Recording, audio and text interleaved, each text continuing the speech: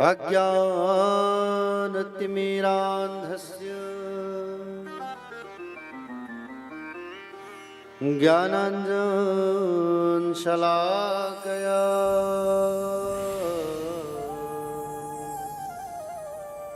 चक्षुरुन्मीलितं येन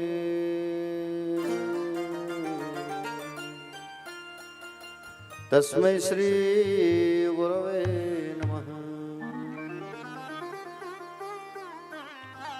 यत्कृतिस्तिलकायते त्रिभुवने तापत्रयोन्मूलनी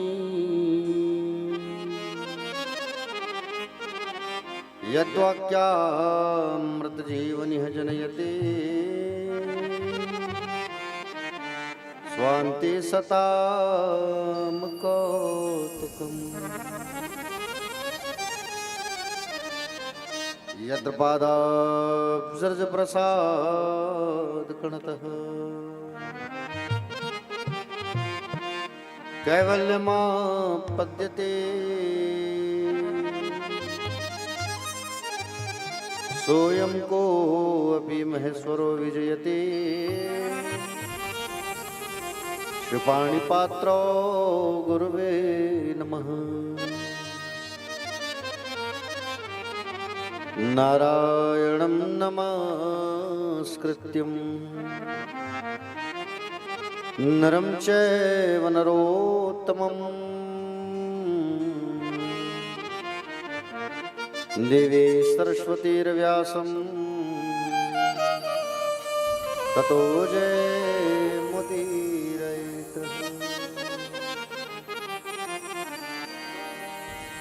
वरःपीडं नटवरवपुः कर्णयोकाणिकारम्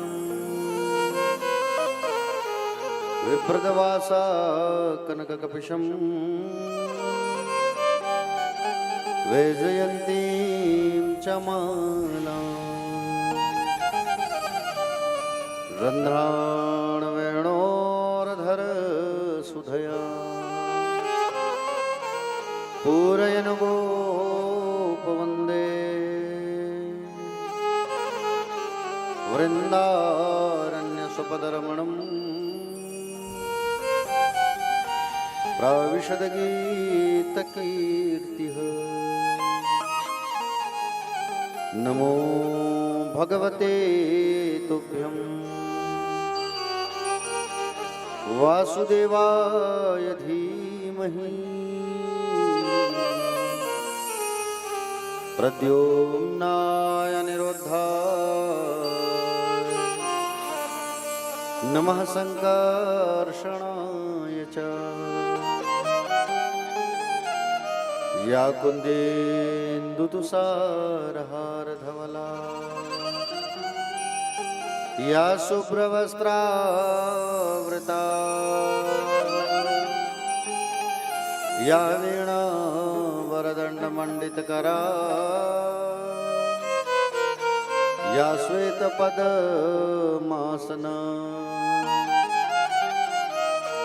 या ब्रह्माच्युतशङ्करप्रभृतिवी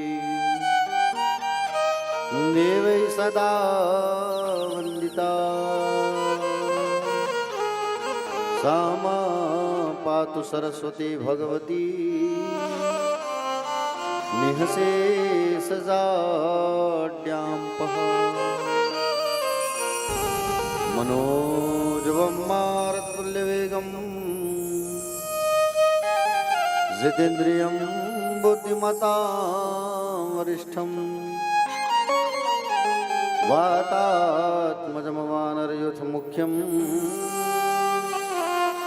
श्रीरामदूतं शरणं प्रपद्ये। सब द्वारन को छोड़कर माँ आयो तेरे द्वार। हे विश्वभानु की लाडली अब मेरी ओर निहार। अधरम मधुरम वदनम मधुरम नयनम मधुरम हसितम मधुरम मधुरम वदनम मधुरम नयनम मधुरम हसितम मधुरम हृदयम मधुरम गमनम मधुरम मधुराधिपतिरखिलम मधुरम हृदयम मधुरम गमनम मधुरम मधुराधिपतिरखिलम मधुरम वचनम मधुरम चरितम मधुरम वसनम मधुरम वलितम मधुरम वचनम मधुरम चरितम मधुरम वसनम मधुरम वनितम मधुरम चलितम मधुरम रमितम मधुरम मधुराधिपतिरखिलम मधुरम चरितम मधुरम भ्रमितम मधुरम मधुराधिपतिरखिलम मधुरम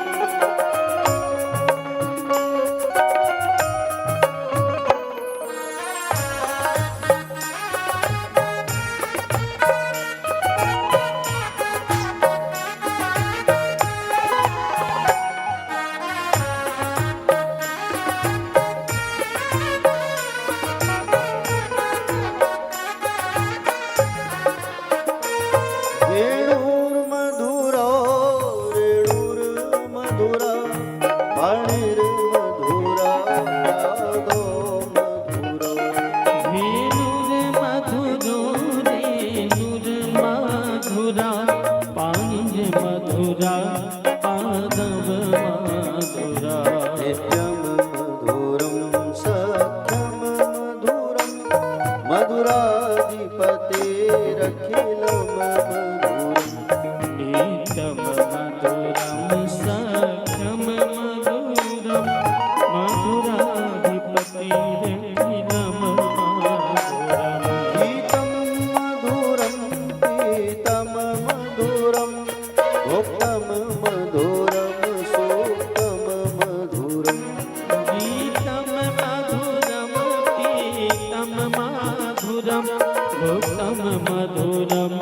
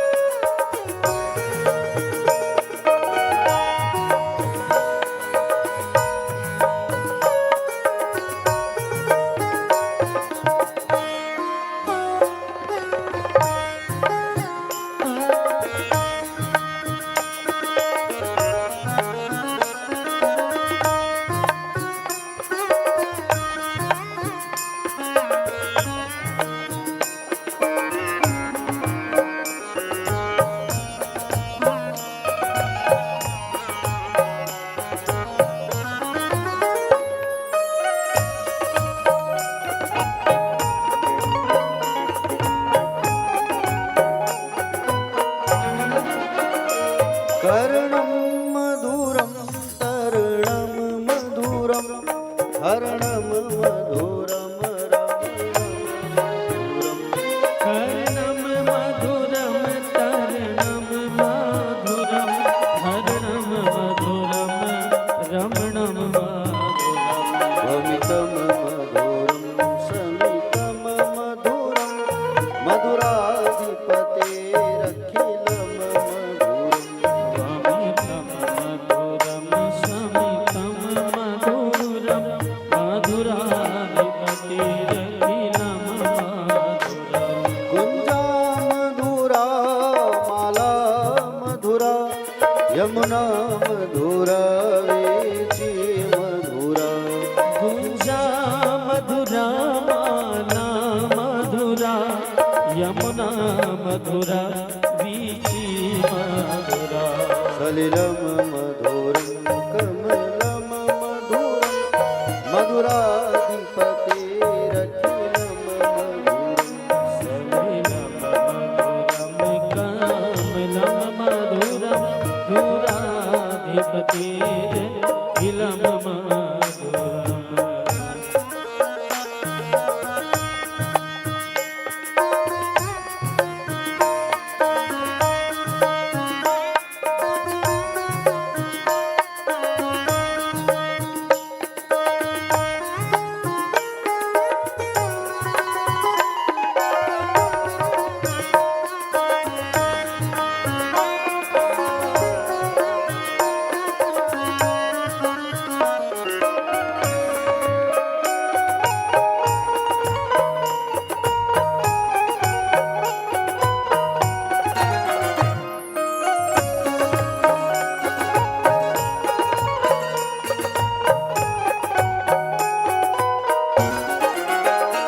गोपी मधुरा लीला मधुरा युक्तं मधुरं मोक्तं मधुरम् गोपी मधुरा लीला मधुरा युगं उत्तम दृष्टं मधुरं श्रेष्ठं मधुरं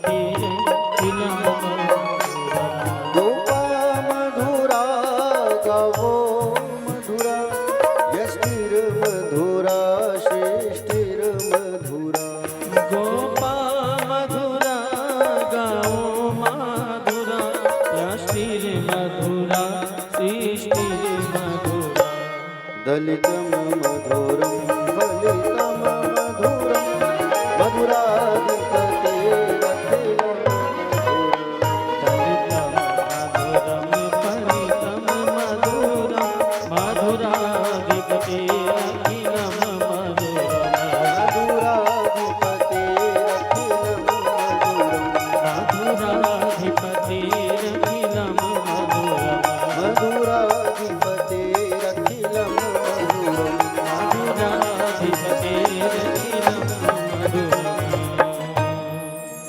बोलिए श्रीमद् भागवत महापुराण की जय व्यास नारायण भगवान की जय श्री सुखदेव जी भगवान की जय श्री परीक्षित जी महाराज की बाके बिहारी लाल की ब्रज किशोर भगवान की नवल किशोर भगवान की श्याम किशोर भगवान की प्यारी प्यारी राधा रानी की राजलोचन भगवान की कुलेश्वर महादेव भगवान की महाकाल महाराज की आदिशक्ति जगदम्बा महामाया मैया की पूज्य अपने अपने माता पिता की पूज्य अपने अपने श्री गुरुदेव भगवान की कथा पंडाल में विराजमान सभी भक्तजन आदरणीय जन सम्माननीय जन करुणामयी माताएं ममतामयी माताएं कृपामयी माताएं नंद वसुदेव स्वरूप पिता तुल्य गणमान्य जन आप सभी का व्यासपीठ से हार्दिक वंदन है, अभिनंदन है, स्वागत है।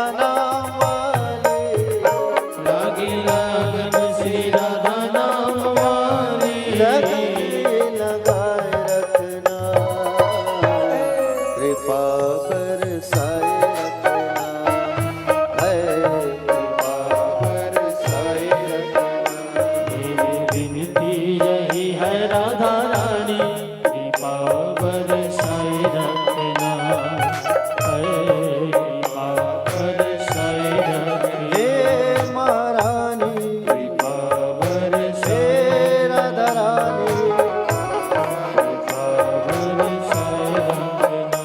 मुझे तेरा ही सहारा महारानी, मुझे तेरा ही सहारा महारानी, मुझे तेरा ही सहारा राधा रानी, मुझे तेरा ही सहारा राधा रानी। चरणों से लिपटाए रखना, कृपा बरसाए रखना है, कृपा बरसाए रखना है, कृपा बरसाए रखना।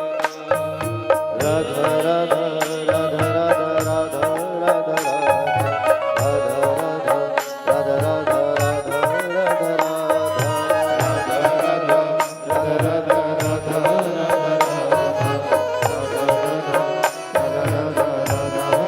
राधा मेरी विनती यही है राधा रानी, कृपा बरसाए रखना है, कृपा बरसाए रखना है, कृपा बरसाए रखना है, कृपा बरसाए रखना है, कृपा बरसाए रखना है, कृपा बरसाए रखना।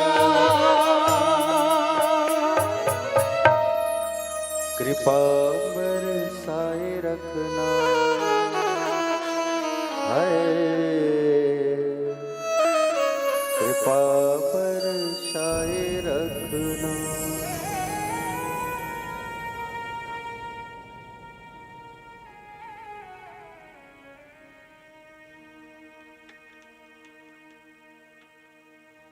बोले बाके बिहारी लाल की जय। एक बार सभी दोनों हाथ उठा के कहेंगे राधे राधे, श्याम से मिला दे श्री राधे। प्यारे भक्तजन, कल हम सब जो है गिरिराज जी महाराज की कथा पर हम सब श्रवण कर रहे थे, चर्चा कर रहे थे। देखिए, गिरिराज जी महाराज भगवान श्री सुखदेव जी महाराज कहे राजा परीक्षित से कि बोले हे राजन, इंद्र के अहंकार को तोड़ने के लिए भगवान ने गिरिराज धरण की लीला की। इंद्र का अहंकार खूब बढ़ चुका था और उस अहंकार को तोड़ने के लिए भगवान ने गोवर्धन की पूजा करवाई और गोवर्धन जी को, गिरिराज जी को अपने बाएं हाथ में भगवान ने धारण किया। बाएं हाथ की छोटी उंगली के नखाग्र पे भगवान ने धारण किया उसको, गोवर्धन जी को। नाम पड़ा गिरधर, गिरवर। 7 दिन और रात भगवान जो है धारण करके रखे थे, 7 दिन और 7 रात। प्यारे भक्तजन, इंद्र जो है वर्षा कर करके थक गया, खूब थक गया। लेकिन ब्रज में मजाल हो कि पानी एक बूंद भी रुका होगा, क्योंकि अगस्त ऋषि को भगवान ने आवाहन किया था। अगस्त ऋषि को बुलाए थे भगवान कि बोले महात्मा अगस्त जी आप आइए और जितना ब्रज में बारिश हो रहा है उन सब को आप पीते जाइए। प्यारे, सुदर्शन चक्र को आदेश दिया गया कि बोले तुम ऊपर पानी को काटते रहो, और पानी को वो काटते गए और नीचे बैठ करके अगस्त जी सारे पानी को पीते गए। तो ब्रज में बिल्कुल भी कीचड़ नहीं हुआ। 7 दिन रात तक भगवान जो है गिरिराज जी महाराज को धारण करके रखे थे। 7 कोस की परिक्रमा होती है, 7 तिया 21 किलोमीटर की परिक्रमा होती है गिरिराज जी की। और वृंदावन जाओ, अगर आप वृंदावन जाने के बाद अगर आप गिरिराज जी महाराज की परिक्रमा नहीं किए, यमुना में स्नान नहीं किए और रमण रेत में लोटपोट नहीं हुए तो वृंदावन जाना आपका अधूरा माना गया है। इसलिए जब भी वृंदावन धाम जाओ तो गिरिराज जी महाराज की परिक्रमा जरूर करके आओ। गिरिराज जी की परिक्रमा करने के बाद बरसाना जाना चाहिए और बरसाना के बाद में फिर बांके बिहारी के दर्शन करना चाहिए। हम लोग क्या करते हैं, सीधे बांके बिहारी चले जाते हैं और जाकर के बांके बिहारी जी का सीधे दर्शन कर लेते हैं। ऐसा नहीं। प्यारे भक्तजन,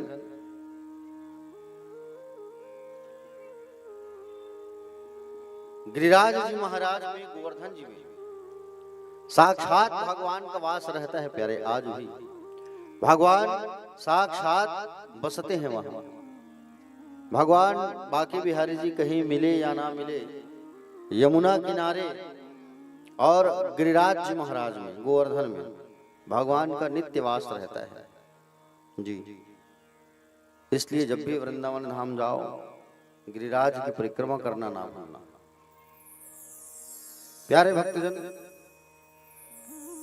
गोवर्धन की पूजा हम लोग कब करते हैं? बोलिए। गोवर्धन पूजन दिवाली के दूसरे दिन करते हैं ना, कार्तिक मास में। गोवर्धन पूजा करते हो आप लोग, कैसे कैसे करते हो पूजा? थोड़ा बहुत गोबर का गोबर मिल गया तो ठीक, लेकिन रायपुर में तो आजकल गोबर को छूते नहीं है कि नहीं? बहुत बदबू आता है महाराज, नहीं छू सकते। आसपास गौशाला रहता है, वहां से गोबर ले आया करो। आसपास गांव है, वहां से गोबर मंगा लिया करो और गोबर मंगा करके सुंदर गोबर से गिरिराज जी सुंदर महाराज बनाया करो। हाँ? और गिरिराज जी महाराज बना करके भोग लगाया करो। तो आप लोग क्या भोग लगाते हैं? जिमीकंद, कोचई, कुमड़ा, पूड़ी, बड़ा, है कि नहीं? यही तो बनता है। इसके अलावा हम भगवान को नाना प्रकार के भोग भी भोग लगा सकते हैं। 56 प्रकार के भोग, 56 प्रकार का भोग लगा के अगर हम गोबर से गोवर्धन जी बना करके पूजा करते हैं तो कभी हमारे घर अन्न की कमी नहीं रहेगी। याद रखना, आपका अन्नपूर्णा का जो स्थान है वो सदैव भरा रहेगा। सदैव अन्नकूट कहा गया है उस दिन की पूजन को। और गिरिराज जी महाराज की पूजन बड़े भाव से करना चाहिए। क्या लगता है, कितना लगता है 56 भोग में? उतना तो हम ऐसे ही खत्म कर देते हैं। सुंदर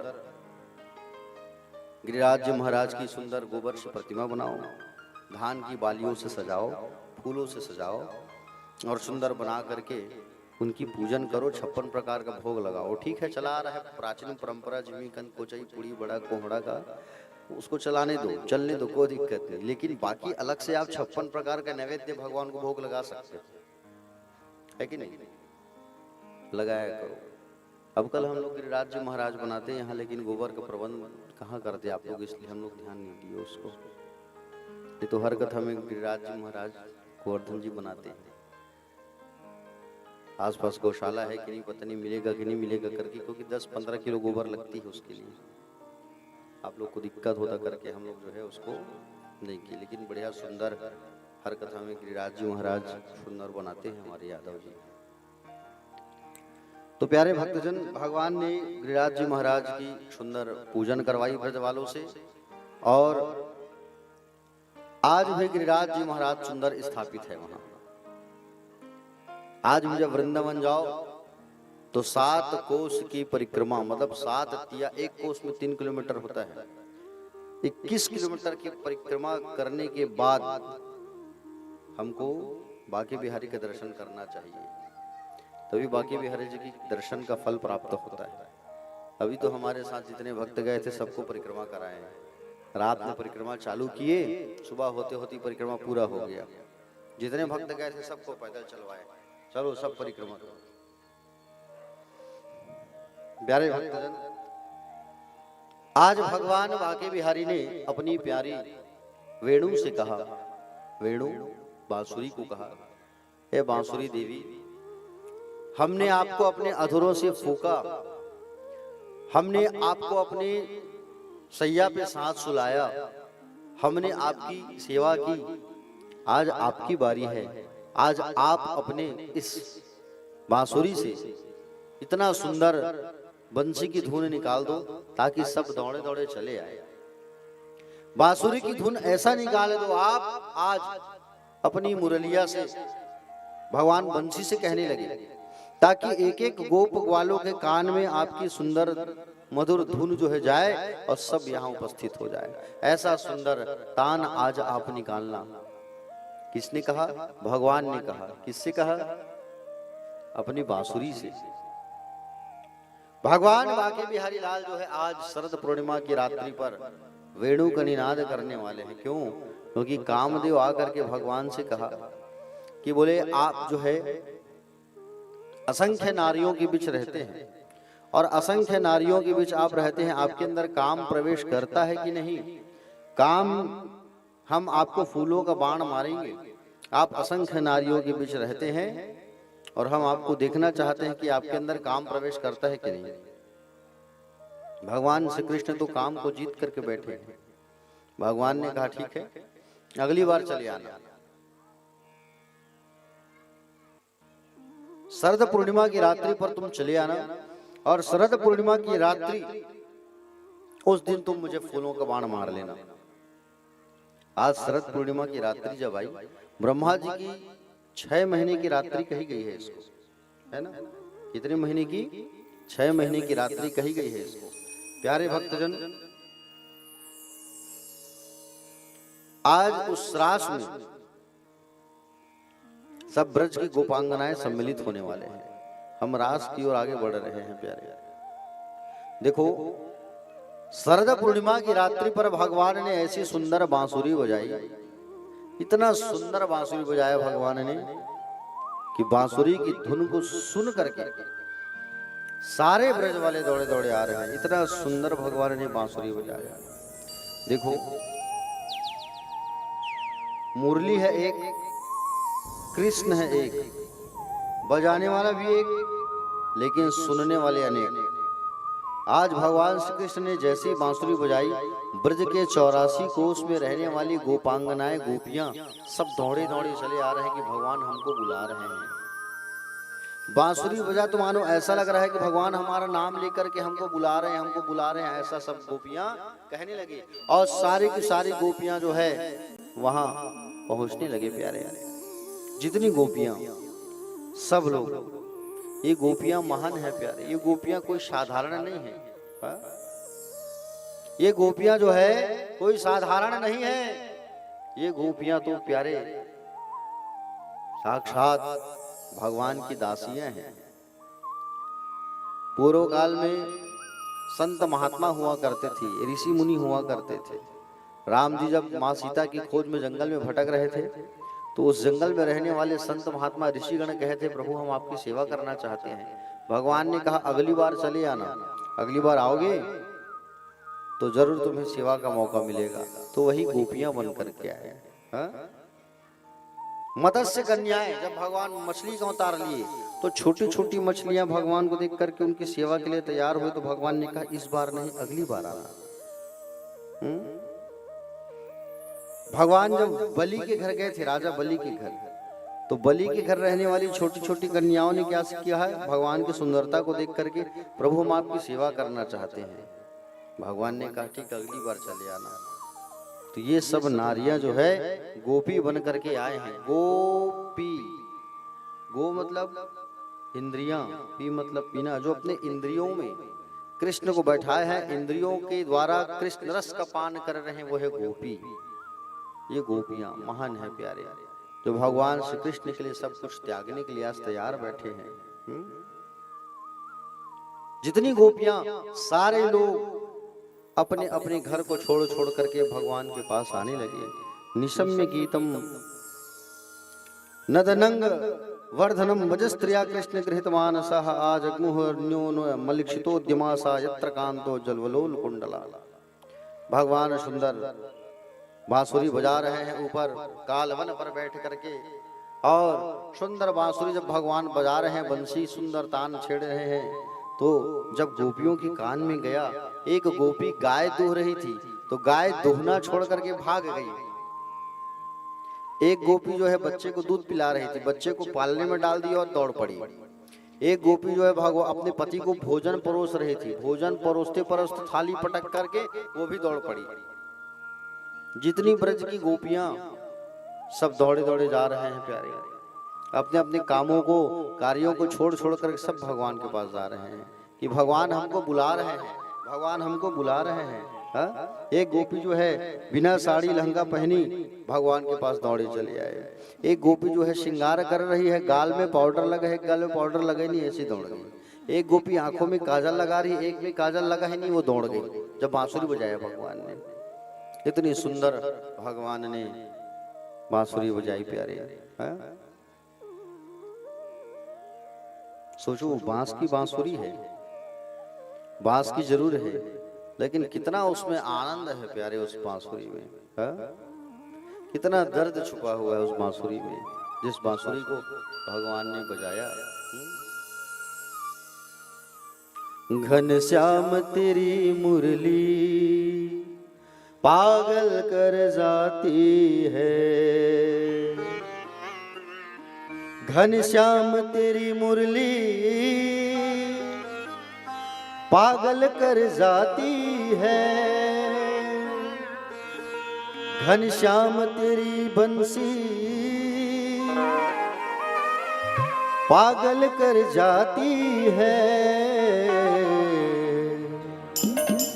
ये बांस की होकर भी, ये बांस की होकर भी दुनिया को नचाती है, घन श्याम तेरी मुरली पागल कर जाती है, घन श्याम तेरी मुरली पागल कर जाती है।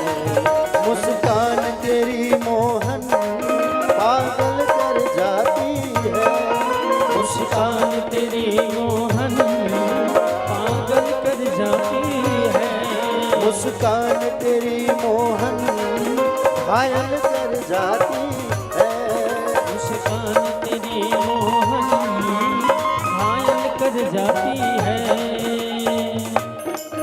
घनश्याम तेरी बंसी, घनश्याम तेरी बंसी पागल कर जाती है, घनश्याम तेरी मुरली पागल कर जाती है।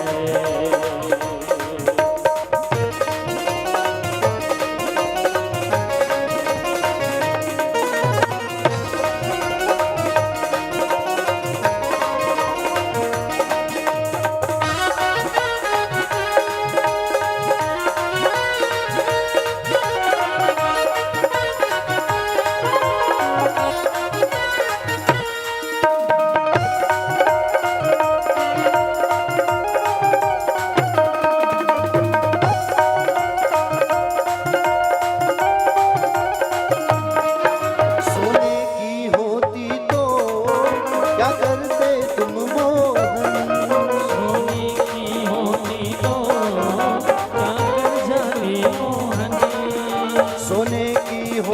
तो क्या कर जाते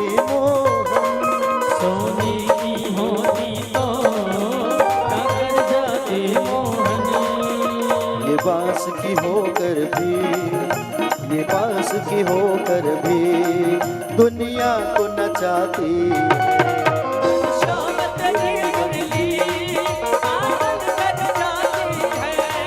मुस्कान तेरी मोहन घायल कर जाती है, मुस्कान तेरी मोहन घायल कर जाती है।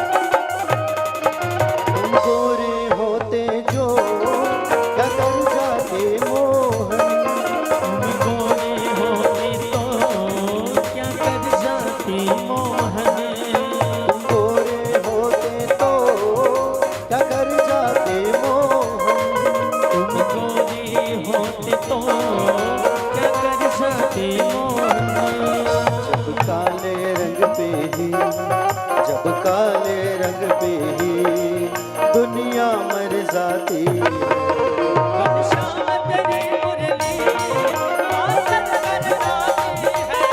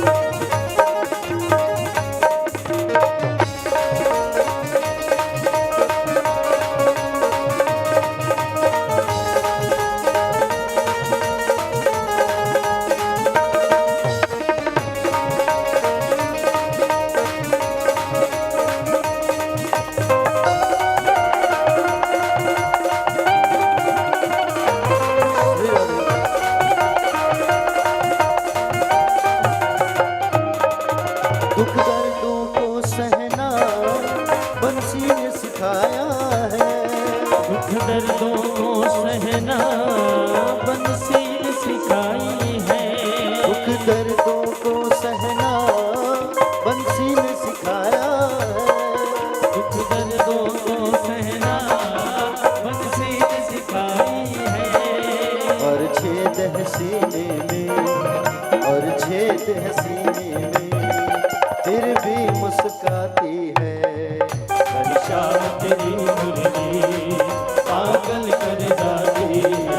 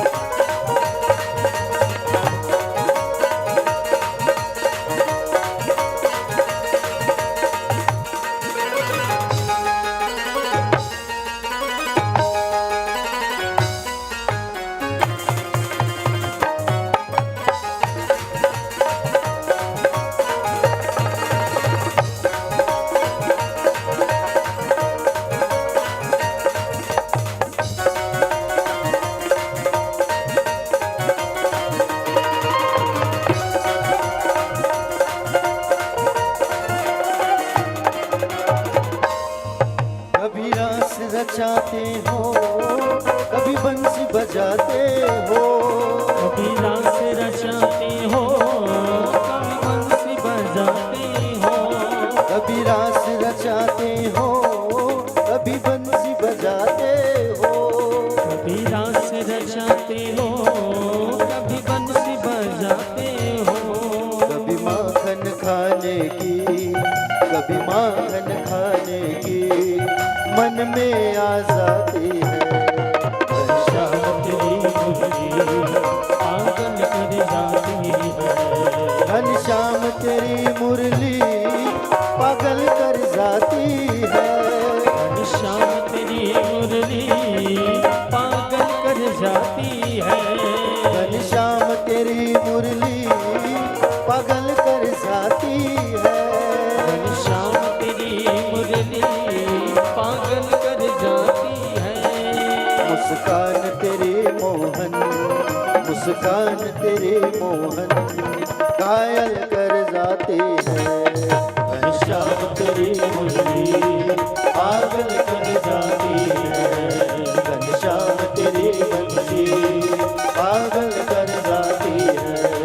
घनश्याम तेरी मुरली पागल कर जाती है।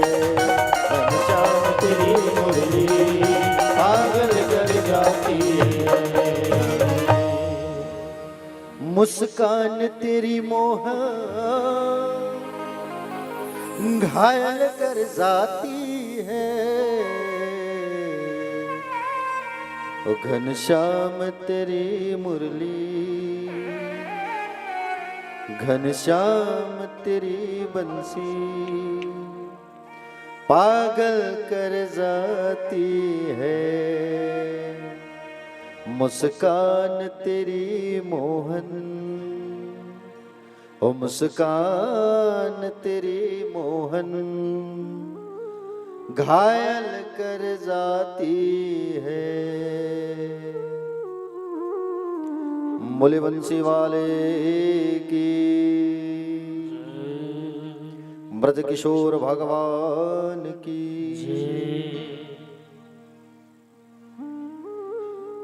प्यारे भक्तजन, भगवान बांके बिहारी लाल आज ऐसा सुंदर बांसुरी इन्होंने बजाया। बांसुरी की आवाज को सुन करके प्यारे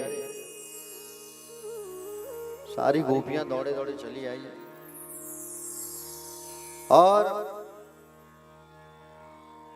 अपने अपने घरों के काम काज को छोड़ छोड़ के पहुंच रही हैं। ये अर्धरात्रि में, रात्रि कालीन जितनी गोपिकाएं आसपास ब्रज में सब दौड़े दौड़े आ रहे हैं। प्यारे भगवान की उस बांसुरी में इतना दर्द था, इतना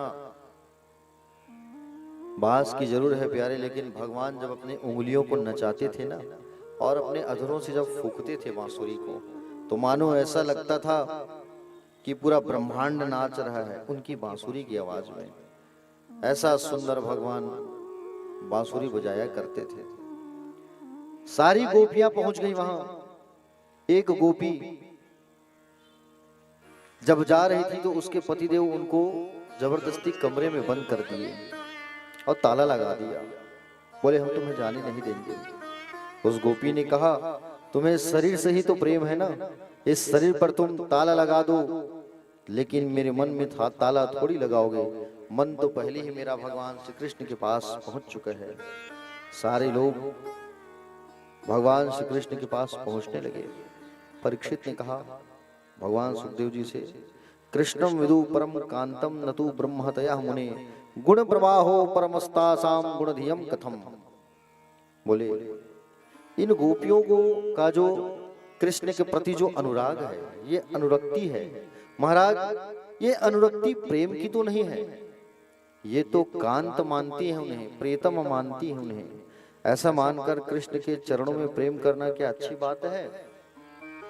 आदरणीय सुखदेव जी भगवान कहते हैं, राजन उक्तम पुरस्ता दित्तते चेत्या सिद्धि तथा यथा गता दुसन्न पीह ऋषिकेशम की मुता धोक्षजा प्रिया। बोले मैंने तुम्हें पहले ही कहा है। परीक्षित से कहे, परीक्षित मैंने तुम्हें पहले बताया है कि किसी भी भाव से कृष्ण के चरणों में प्रेम आना चाहिए, तन्मयता आना चाहिए। प्रेम करना है तो भगवान श्री कृष्ण से करो, बंसी वाले से करो। तन्मयता जब आएगी, कृष्ण मिलाप की विरह अग्नि जब प्रसुत जब जलेगी, उस कर्म में सब जल करके दग्ध हो जाएंगे। ऐसे ही गोपियों के साथ हुआ प्यारे। लाखों गोपियां दौड़े दौड़े कृष्ण के पास चले आ रहे हैं। जिधर भगवान कन्हैया देखे उधर गोपियां ही गोपियां नजर आ रही थी। गोपियों को देखकर मेरे कन्हैया मुस्कुराने लगे और गोपियों से बोले, स्वागतम वो महाभागम प्रियम किम करवाणी वा ब्रदस्या नामयम कच्चित वृतागमनम कारणम। स्वागत है गोपियों, स्वागत है, आओ आओ। ऐसा सुंदर भगवान स्वागत करने लगे प्यारे। और जैसे भगवान स्वागत करने लगे, आओ गोपियों आओ, इतनी अर्धरात्रि में आए हो, स्वागत है आप लोगों का, आओ आओ। ऐसा स्वागत करते करते भगवान हंसने लगे, मुस्कुराने लगे। मुस्कुरा के भगवान ने कहा कि बोले आप सब यहाँ क्यों आए हो?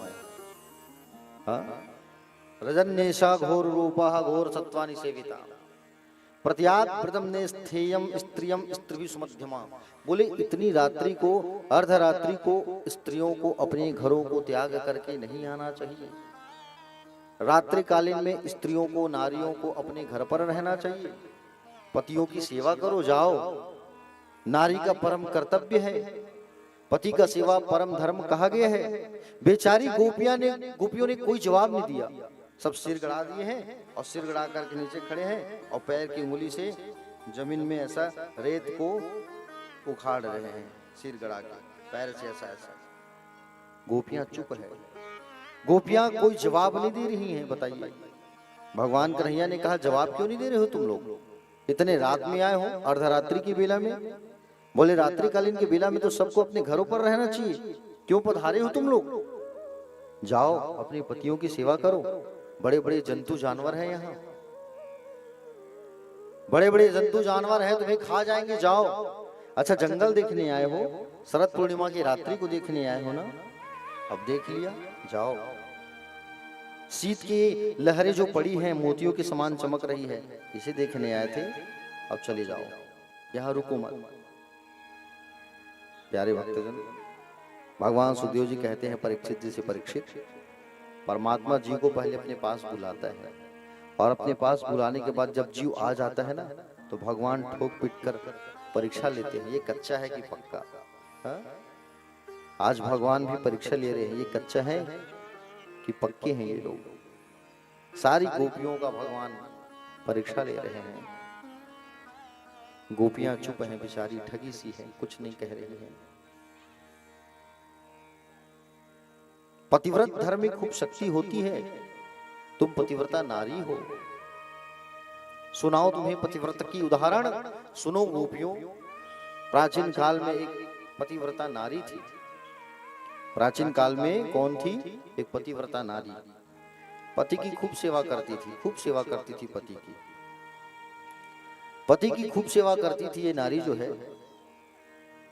पति एक दिन, उनका एक छोटा सा बच्चा था जो घुटनों के बल चलता था। उनके आंगन में यज्ञ कुंड था जो हमेशा जलता रहता था।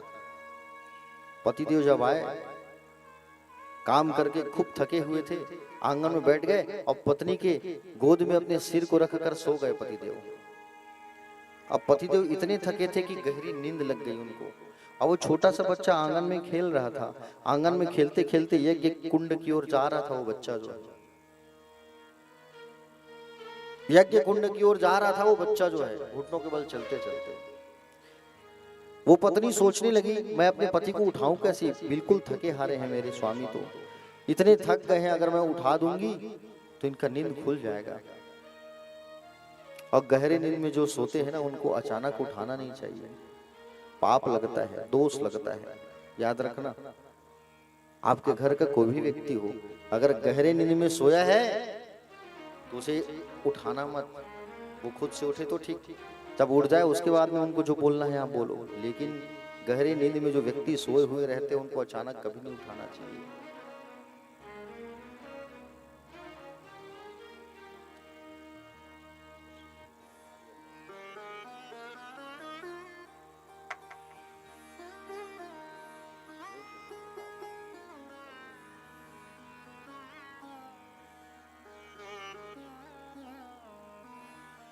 गहरी नींद में जो व्यक्ति रहे प्यारे, उसे कभी नहीं उठाना चाहिए। अब पत्नी सोच रही है मेरे पति इतने गहरे नींद में है, मैं उठाऊं कैसे, उठाऊंगी तो इनका नींद भ्रमित हो जाएगा।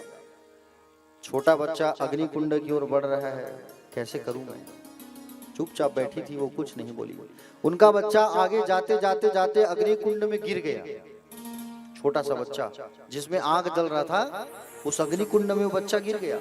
1 घंटा बाद जब पति सो करके उठा, तब पति ने पूछा बच्चा कहाँ है? स्वामी, बच्चा हमारा अग्नि कुंड में गिर गया, मैं तो बैठी थी, आप मेरे गोद में सिर रख करके सो गए थे, मैं आपको उठाई नहीं, क्योंकि मैं पतिव्रत धर्म का पालन कर रही थी। जा करके जब दोनों ने देखा तो बच्चा स्वस्थ था, कुछ भी नहीं हुआ था बच्चा को। क्यों? क्योंकि पतिव्रत धर्म का प्रभाव था, तो उस बच्चे को कुछ भी नहीं हुआ। वो अग्नि जो है शीतल बन गई थी, उस बच्चे को कुछ भी नहीं हुआ। तो कहा भगवान श्री कृष्ण ने इन गोपियों से, सुना तुमने पतिव्रत धर्म में कितनी शक्ति होती है, अब आप लोग जाओ और जा करके अपने घर पे चले जाओ, पति की सेवा करो, सर्वोच्च धर्म है ये। गोपियों ने कहा हे गोपाल, आप हमें घर जाने को कह रहे हो? बोले हमें आपके चरणों की प्रेम चाहिए, अनुरक्ति चाहिए, आपके चरणों में हम प्रेम करना चाहते हैं प्रभु, और आप हमें ऐसे भेज रहे हो। बोले हमें ऐसे ना भेजो, आप हमें नहीं जाना, हम अपने घरों को छोड़ करके आए हैं आपके पास, और आप कहते हो कि घर चले जाओ।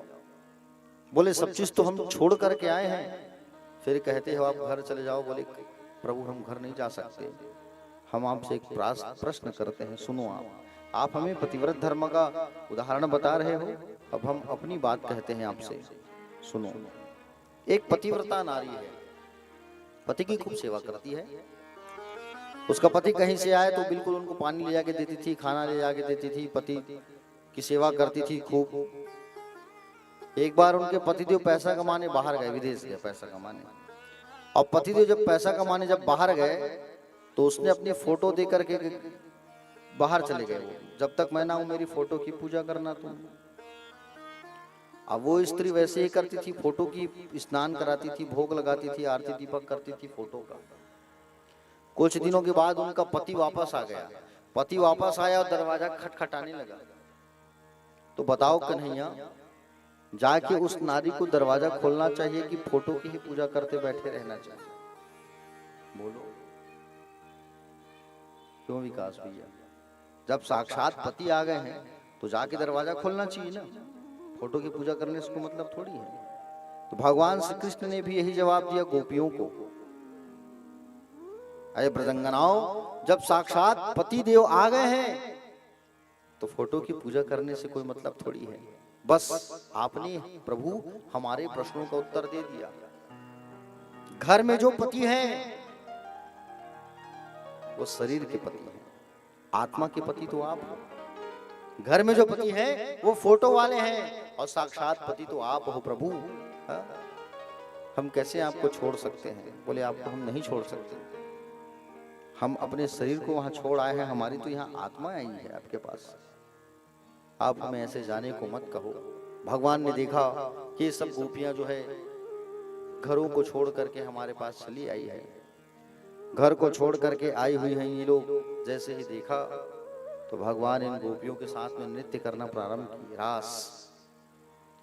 जैसे भगवान जो है रास करना प्रारंभ किए, उस स्थान को भगवान ने घेर दिया अपनी शक्ति से। वहां पर किसी पर पुरुष का आना मना था, केवल वहां ब्रज की गोपियां जो कालांतर में संत महात्मा थे जो गोपी बन के आए, उनको ही रास में शामिल होने का अवसर मिला है, अन्य किसी को नहीं। जैसे ही भगवान ने गीत बांसुरी पर अपना सुंदर बांसुरी बजाया भगवान ने, और नृत्य करना जब आरंभ किया भगवान ने, और नृत्य करना जैसे आरंभ किया भगवान ने, तो इन गोपियों को अहंकार हो गया प्यारे, मान हो गया, है ना। गोपियों को अभिमान हो गया कि बोले भगवान साक्षात हमारे साथ नृत्य कर रहे हैं। तीनों लोकों के स्वामी बंसी बजैया जो है हमारे साथ नृत्य कर रहे हैं। देखो ऐसा अभिमान हो गया इनको, शरीर का अपमान हो गया, अपनी सुंदरता का अपमान हो गया, अपने देह का अभिमान हो गया। भगवान ने देखा, देखो अभिमान होता है किसका? शरीर का। अभिमान और मान दोनों में अंतर होता है, ध्यान से सुनना। अभिमान होता है शरीर का और मान होता है अपनों के प्रति रूठ जाना, वो मान होता है। अपने आत्मीय के प्रति, अपनी जो प्रिय है उनके प्रति रूठ जाना, ये मान होता है। गोपियों को अभिमान हो गया कि हम ज्यादा सुंदरी हैं, शायद हमारे सौंदर्य पर मोहित होकर के भगवान श्री कृष्ण हमारे संग रास कर रहे हैं, ऐसा अभिमान हो गया। हमारी सुंदरता को देख करके भगवान हमारे साथ रास कर रहे हैं। लेकिन प्यारे भगवान जो है उनकी सुंदरता पर मोहित नहीं हुए थे, गोपियों का अभिमान हो गया। और गोपियों को जैसे अभिमान हुआ, भगवान जो है राधा रानी को लेकर के वहां से गायब हो गए, अदृश्य हो गए। राधा रानी को लेकर के दूर चले गए भगवान जो है। आगे चलते चलते राधा जी विचार करने लगी। राधा जी कहने लगी, बोले अगर मैं ज्यादा देर तक भगवान के साथ रहूंगी तो इन गोपियों को भगवान का प्रेम नहीं मिल पाएगा, दर्शन नहीं हो पाएगा। राधा जी ने कहा, बोले कन्हैया आप मुझे लेकर के आ तो गए हो, लेकिन मुझसे चला नहीं जा रहा है, मेरे पैरों में खूब दर्द बढ़ गई है, आप मुझे अपने कंधे में उठा के लेके जाओगे? भगवान ने कहा ठीक है, आओ बैठ जाओ। भगवान श्री कृष्ण ने सोचा कि बोले इनको मान हो गया है राधा रानी को। ऐसा कहा करके भगवान जैसे कहे कि बोले मेरे कांधे पर बैठ जाओ, और कांधे पर जैसे बैठने के लिए भगवान ने कहा, उतने में जैसे ही राधा रानी बैठ रही थी कंधे में, उतने में भगवान गायब हो गए। तो राधा रानी गिर पड़ी। राधा जी को भी छोड़ करके भगवान चले गए। क्यों? जिनके पास अभिमान होता है, अहंकार होता है, मान होता है, वहां पर भगवान कभी नहीं आते। जहां पर झूठ होती है, जहां पे ईर्ष्या होती है, जहां पे द्वेष होता है, वहां भगवान कभी नहीं आते। भगवान तो उनके पास जाते हैं जिनका मन जो है निर्मल होता है। जो निर्मल मन वाले होते हैं भगवान उन्हीं के पास जाते हैं। तुम्हारे पास धन है कि नहीं, तुम्हारे पास पैसा है कि नहीं, भगवान ये नहीं देखते प्यारे। तुम्हारे पास धन है कि नहीं ये नहीं देखते भगवान।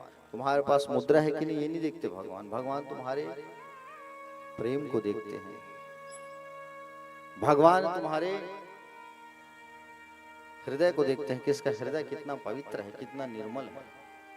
राधा जी अकेली रह गई, सारी की सारी गोपियां जो है भगवान को ढूंढ रहे हैं। ढूंढते ढूंढते ढूंढते ढूंढते प्यारे भक्तजन, गोपियां जो है भगवान को ढूंढने लगी। ढूंढते ढूंढते समय बीता जा रहा है। गोपियां जो है ढूंढते ढूंढते कहां चले गए? बरगद के वृक्ष के पास। बरगद के वृक्ष के पास जाकर के बरगद से कहा, ऐ बरगद, तुम्हें तो दुनिया जो है, बोले तुम्हें जो है विष्णु के रूप में पूजा करती है दुनिया जो है, तुम तो बताओ क्या तुमने देखा है हमारे कन्हैया कहाँ गए? बरगद का पेड़ भी चुप खड़ा हुआ है। आगे बढ़ते बढ़ते पीपल से पूछा, है पीपल, क्या तुमने देखा है हमारे कन्हैया को? तुम्हें तो दुनिया नारायण के रूप में पूजती है, पूजा करती है, क्या तुमने देखा है? पीपल भी चुप है। तुलसी के पास गए, है तुलसी, तुम्हें तो भगवान कन्हैया अपनी प्रेयसी कहते हैं, क्या तुमने देखा है? तुलसी भी मौन है, चुप है, कुछ नहीं बोल रही। पृथ्वी मैया के पास गए, है पृथ्वी, तुम्हारे चरणों का तो स्पंदन करते हैं भगवान, क्या तुमने देखा है हमारे कन्हैया को? चुप है, मौन है। भगवान को ढूंढते ढूंढते ये गोपियां मानो ऐसा लग रहा है कि कृष्ण कृष्ण कृष्ण कृष्ण कृष्ण कृष्ण कृष्ण कृष्ण कृष्ण, जिधर देखो उधर कृष्ण। मार्ग में आगे चलते चलते कोई दिख जाता था तो उनको ही कृष्ण समझ जाते थे। ऐसी स्थिति गोपियों की हो गई थी। इतना प्रेम था उनके अंदर भगवान के प्रति, इतना प्रेम पूछो मत। जो मार्ग में आते उनको कृष्ण समझ जाते थे। राहगीर चलने वाले भी उनको देखो हमारा कृष्ण। अंततः भगवान जब नहीं मिले तो स्थिति परिस्थिति ऐसी बन गई कि ये गोपियां जो है अपने आप को ही कृष्ण समझने लगे। कृष्णो अहम पश्चात गति, लाली मेरे लाल की जित देखूं तित लाल, लाली देखन मैं गई कि मैं भी हो गई लाल। प्यारे, ये गोपियां जो है भगवान को ढूंढने लगे। ढूंढते ढूंढते एक गोपी गोवर्धन पर्वत उठाने का वो नाटक कर रही है, कहे मैं गोवर्धन उठा ली हूं, मैं कृष्ण हूं, आओ। एक कह रही है बांसुरी बजाने की छवि दिखला रही है, मैं बांसुरी बजा रही हूं, मैं कृष्ण हूं, आओ। ऐसा लग रहा है मानो अपने आप को ही कृष्ण मानने लगे। भगवान को खोजते खोजते खोजते खोजते प्यारे, जैसे आगे बढ़ रहे थे मार्ग में किशोरी राधा रानी मिल गई। किशोरी जी से कहा कि तुम्हें भी भगवान छोड़ करके चले गए? किशोरी जी ने कहा, जो कभी तुम्हारे जीवन में थी आज मेरे में भी आ गई, इसलिए मुझे भी छोड़ करके चले गए। राधा रानी को साथ लेकर के गोपियों ने पूरे ब्रज में भगवान कृष्ण को ढूंढा। शरद पूर्णिमा की रात्रि, ब्रह्मा जी की 6 महीने की रात्रियां एकत्रित होती है। रात्रि की महत्वता रहती है शरद पूर्णिमा में, इसलिए रात में आप लोग खीर बनाते हो। उस दिन खीर बना करके रात में उसको रखते हो आप लोग। रात्रि का महत्व है उस दिन। रात्रि में खुले आसमान के नीचे खीर को छोड़ना चाहिए। प्रातः काल सुंदर स्नान करके सुंदर उस खीर को प्राप्त करना चाहिए। शरीर का जो रोग होता है वो दूर होता है। चंद्रमा की किरणें उसमें पड़ती है, समझ रहे हो ना? हाँ प्यारे भक्तजन, भगवान को ढूंढने लगे। हे नाथ, हे रमण पृष्ठ क्वासी क्वासी महाभुजा, हे नाथ, हे रमण, हे राधा रमण, हे वल्लभ, आप कहाँ हो? आज आकर के आप हमें दर्शन दे दो। एक बार अपनी मधुरमयी झांकी दिखा दीजिए। हमारे मन में कोई अभिलाषा नहीं है, हमारे मन में केवल एक ही अभिलाषा है, आपके दर्शन का। प्रभु आप दर्शन दे दीजिए। संपूर्ण ब्रज में इन गोपियों ने भगवान को ढूंढा, नहीं मिले भगवान। पुनः पुलिन मागत्य कालिन्या कृष्ण भावना समवेता जगु कृष्ण तदा गमन कांक्षिता। जब भगवान कहीं नहीं मिले तो यमुना के किनारे चले गए। भगवान कहीं मिले या ना मिले, वृंदावन में याद रखना, भगवान यमुना के किनारे जरूर मिलते हैं। और जब भी वृंदावन जाओ तो यमुना किनारे जरूर घंटा 2 घंटा बैठ करके समय बिताना। यमुना भक्ति है, यमुना भगवान की अर्धांगिनी है, कालिंदी जिसे कहा गया। यमुना किनारे भगवान जरूर मिलते हैं। सारी की सारी गोपियां यमुना किनारे चली आए। हाँ? लाखों गोपियां बैठी हैं, बीच में राधा रानी बैठी है। अर्धरात्रि, शरद पूर्णिमा की रात्रि, अर्ध प्रहर, कृष्ण मिलन की कामना को लेकर के बैठे हैं। एक मंगल गीत गाया इन सब ने मिल करके भगवान कृष्ण के लिए। मंगल गीत जो गाया उसे भागवत पर गोपी गीत के नाम से जाना जाता है। कौन सा गीत? गोपी गीत के नाम से जाना जाता है। सारे गोपियों ने मिल करके इस गीत को गाया है भगवान के प्रति, और इस गीत को गा करके सुंदर इन्होंने भगवान को पुकारा है। भगवान को पुकारते पुकारते रोते रोते भगवान को पुकारने लगे, भगवान आप कहाँ हो? हे प्रीतम आप कहाँ हो? आओ। जयति तेधिकम जन्मना ब्रजा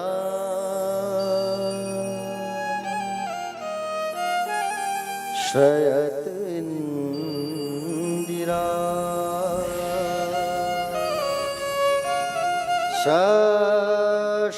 शाश्वतत्रिः दयितदृश्यता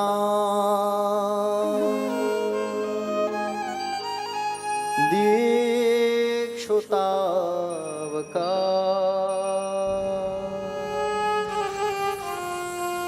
सत्वयी धृता सवसत्वां चिन्वते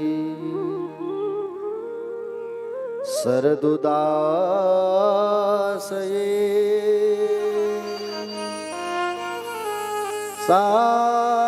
साधुजात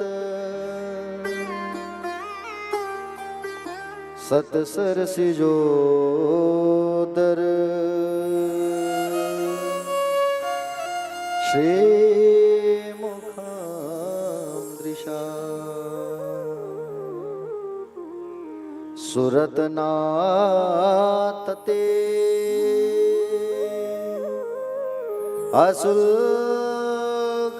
असुल्कदासिका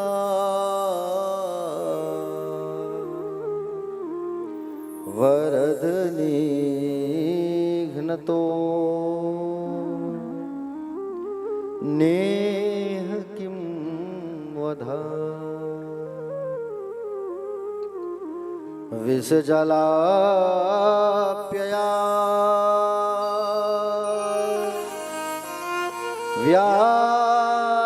व्यालराक्षसा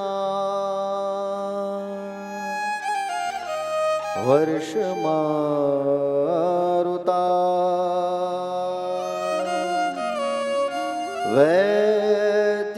वैद्युतानला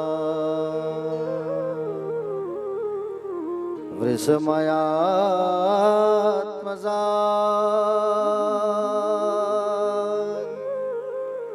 विश्वतो भया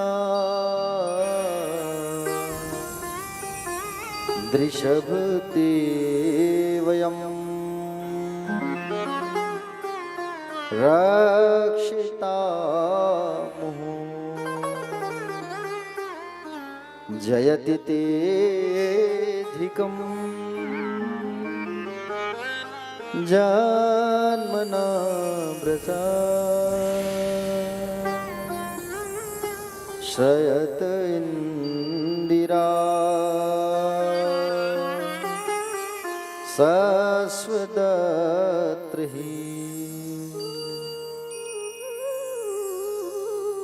इसे गोपी गीत कहा जाता है भगवान में, भागवत में प्यारे। गोपियों ने भगवान को करुण भाव से पुकारते हुए कहा, हे प्रभु, आपके जन्म लेने से की ब्रज की महिमा बढ़ गई है। आपके यहाँ आते ही लक्ष्मी मैया शाश्वत यहाँ निवास करने लगी है ब्रज में। अब तो दर्शन दे दो प्रभु, कहाँ चले गए आप? हे प्रभु, क्या अस्त्र और शस्त्र से मारना ही मारना होता है? क्या नेत्रों से मारना मारना नहीं होता? अगर आपको ऐसे ही मारना था, विरह की अग्नि में जलाना था, तो आपने अघासुर, कालिया नाग, इंद्र के द्वारा की जाने वाली वर्षा, आंधी, तूफान, बिजली, ऋषभासुर, व्योमासुर, अनेक अनेक असुरों से हमें क्यों बचाया? आज आप विरह की अग्नि में हमें जला रहे हो, मार रहे हो। आप यशोदा नंदन ही नहीं, आप तो सभी प्राणियों के हृदय में अंतर्यामी रूप से विराजमान परमात्मा हैं। हे प्रभु, आपके चरण बड़े कोमल हैं, नाजुक हैं, कहीं उन चरणों में कांटा ना लग जाए, कहीं उन चरणों को आप गर्म रेत में रखे तो फोड़े ना पड़ जाए, इस बात की चिंता है हमें। आपके चरण बड़े नाजुक हैं, कोमल हैं, आप आ जाओ प्रभु। अरे आपकी लीला का स्मरण तो बड़े बड़े ज्ञानी मुनि नहीं कर पाते, हम तो तुच्छ नारिय हैं। हे प्रभु, अब तो आ जाओ, आप कहाँ चले गए? आपकी लीला, आपकी कथा जीवों के सारे पापों को नाश करने वाली है प्रभु। हम तो निशुल्क आपकी दासियां हैं, आप कहाँ हो? जोर जोर से गोपियां कृष्ण कृष्ण कृष्ण चिल्ला चिल्ला करके विलाप करने लगे, रोने लगे। रुरुदः सुस्वरम राजन कृष्ण दर्शन लालसा, बड़ी बड़ी जोरों जोरों से आवाज लगा लगा के भगवान को पुकारने लगे, भगवान आ जाओ, आ जाओ, आ जाओ, कहाँ हो आप?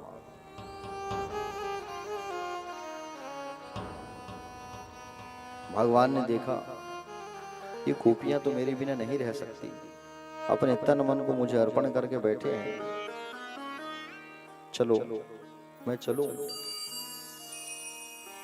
ऐसा कहा करके सुंदर भगवान जो है प्यारे सुंदर वहां प्राकट्य हो गए गोपियों के बीच। अपनी बांसुरी को लेकर के भगवान सुंदर प्रकट हो गए। जब गोपियों ने देखा भगवान की मनोरम झांकी को, तो सुध बुध खो गई ये गोपियां और दौड़े दौड़े भगवान के पास पहुंच गए। प्रभु प्रभु केशव कृष्ण कृष्ण कृष्ण कहते कहते सब के सब जैसे ही पहुंचे, तब भगवान ने सोचा कि अब मैं इन सबको ज्ञान प्रदान करूं अपने अधरामृत से, अधरों से।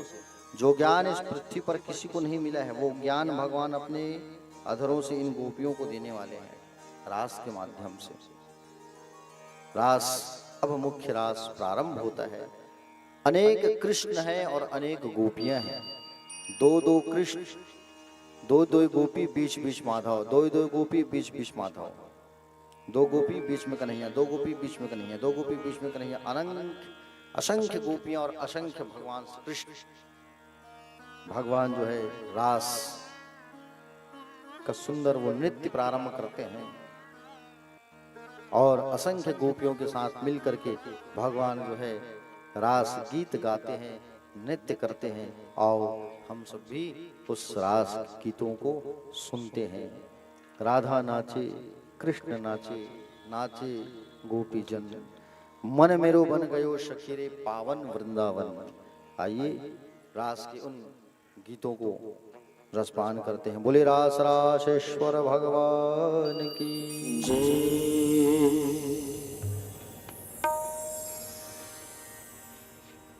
जब अंतर्यामी ने देखा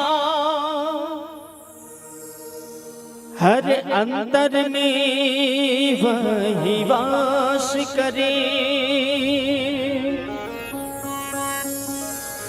लिए अमर मिलन की अभिलाषा,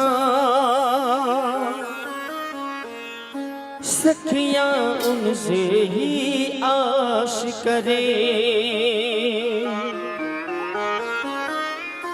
वे निवेदिता है, समर्पिता है,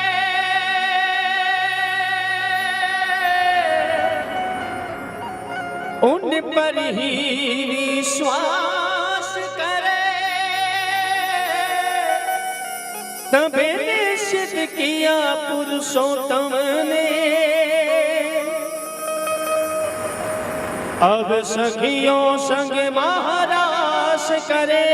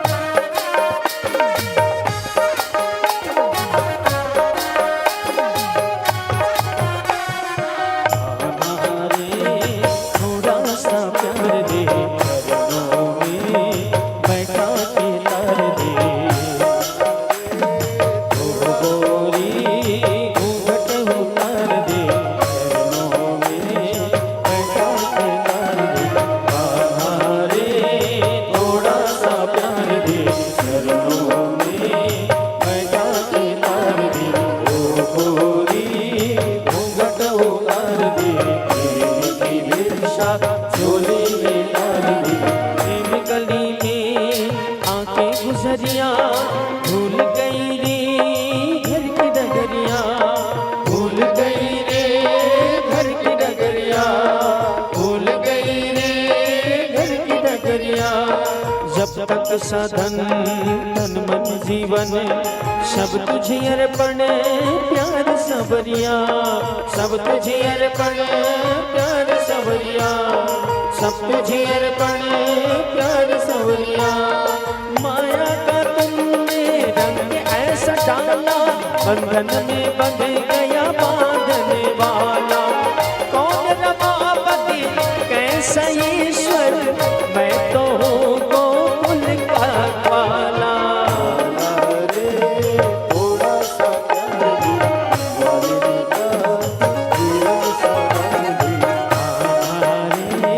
थोड़ा सा प्यार दे, चरणों में बैठा के तार दे। गोरी घूंघट उतार दे, प्रेम की भिक्षा झोली में डाल दे। आत्मा परमात्मा का मिलन का मधुमास है, महारस है, महारस है, त्रिभुवन का स्वामी भक्तों का दास है। महारस है, महारस है, कृष्ण कमल और राधे सुवास है। महारस है, महारस है, ओ इसके अवलोकन के युग युग को प्यास है। महारस है, महारस है। हमारे थोड़ा सा प्यार दे, चरणों में बैठा के तार दे। गोरी घूंघट उतार दे, प्रेम की भिक्षा झोली में डाल दे।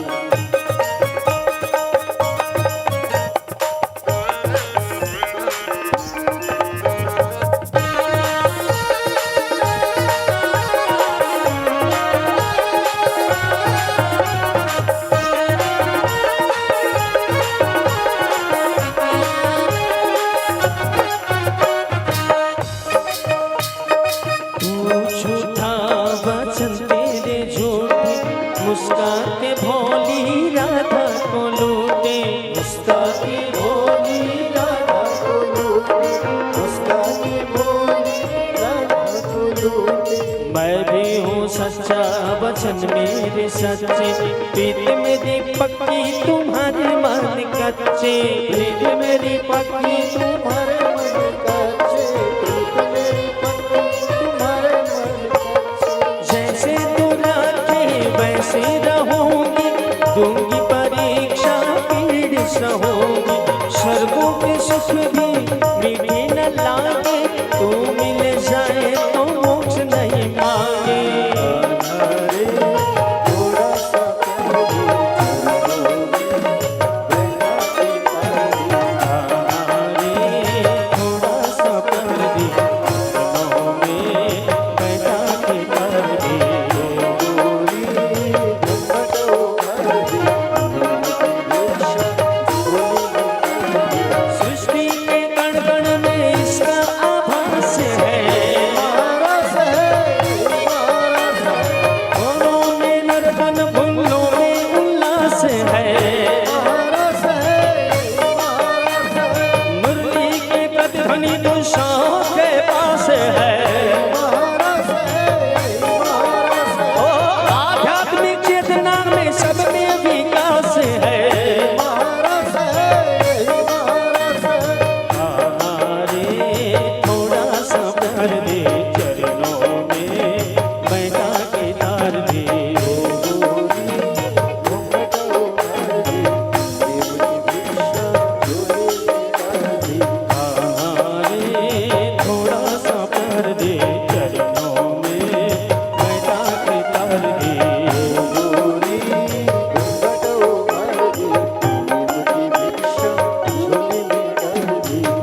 हरे नाम रे नाना मुरसुवना तरी हरे नाम रे नाना हरे हरे नाम रे नाना मुरसुवना तरी हरे नाम रे। चलो मन बसुरी बजाए जी हाँ मोहना रे राधा रानी नाचे ठुमको रासे रचाए जी हाँ गोकुल गोवाला रे मृदंग बाजे धूम धूम सुवना मृदंग बाजे धूम धूम।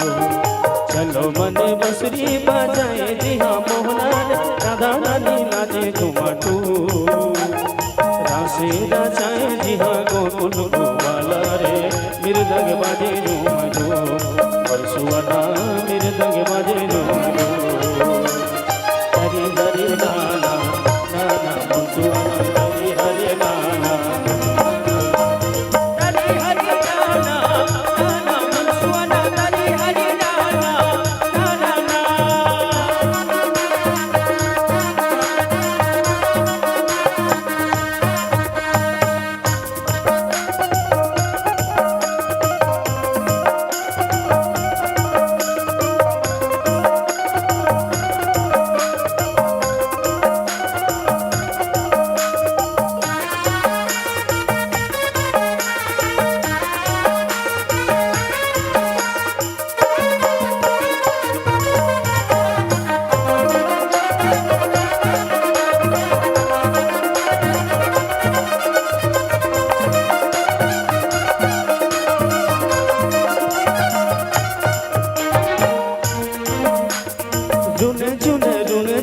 कदम के छैहा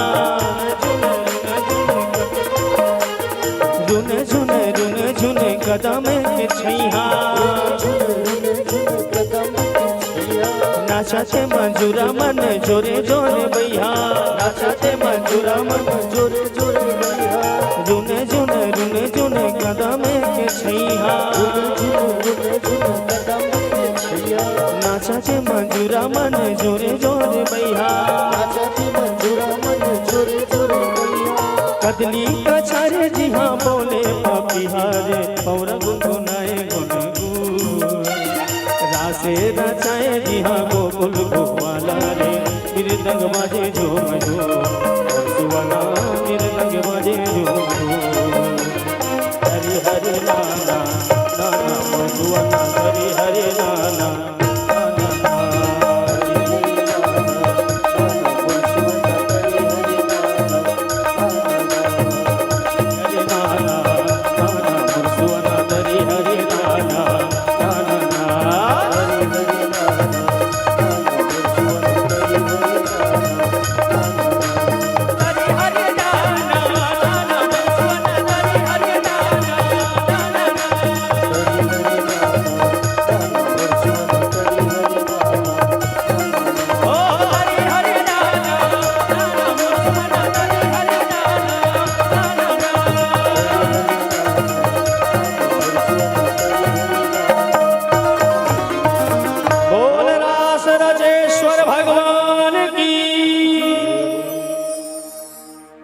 जन हाथ उठाओ ईमानदारी के साथ बताओ भगवान के नाम ले बर घलो गाय मन जो जियाल लागते गुरु जी मन है ना। राधे राधे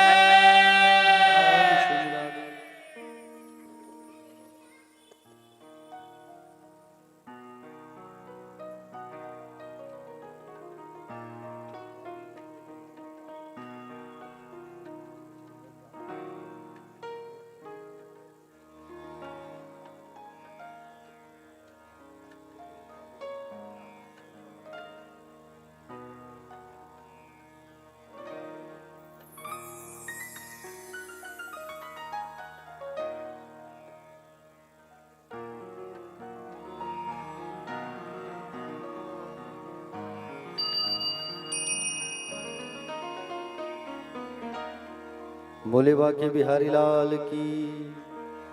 चले एक बार सभी भक्त जो है दोनों हाथ को उठाइए और हाथ उठा के बड़े भाव से कहेंगे मेरे साथ सभी लोग मिल करके राधे राधे श्याम से मिला दे।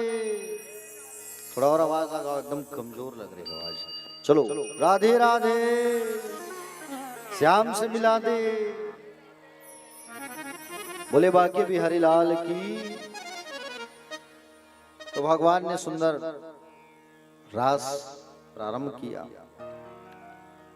और रासोत्सव जैसे प्रारंभ हुआ तो उस रास में महादेव जी का भी आगमन हो रहा है।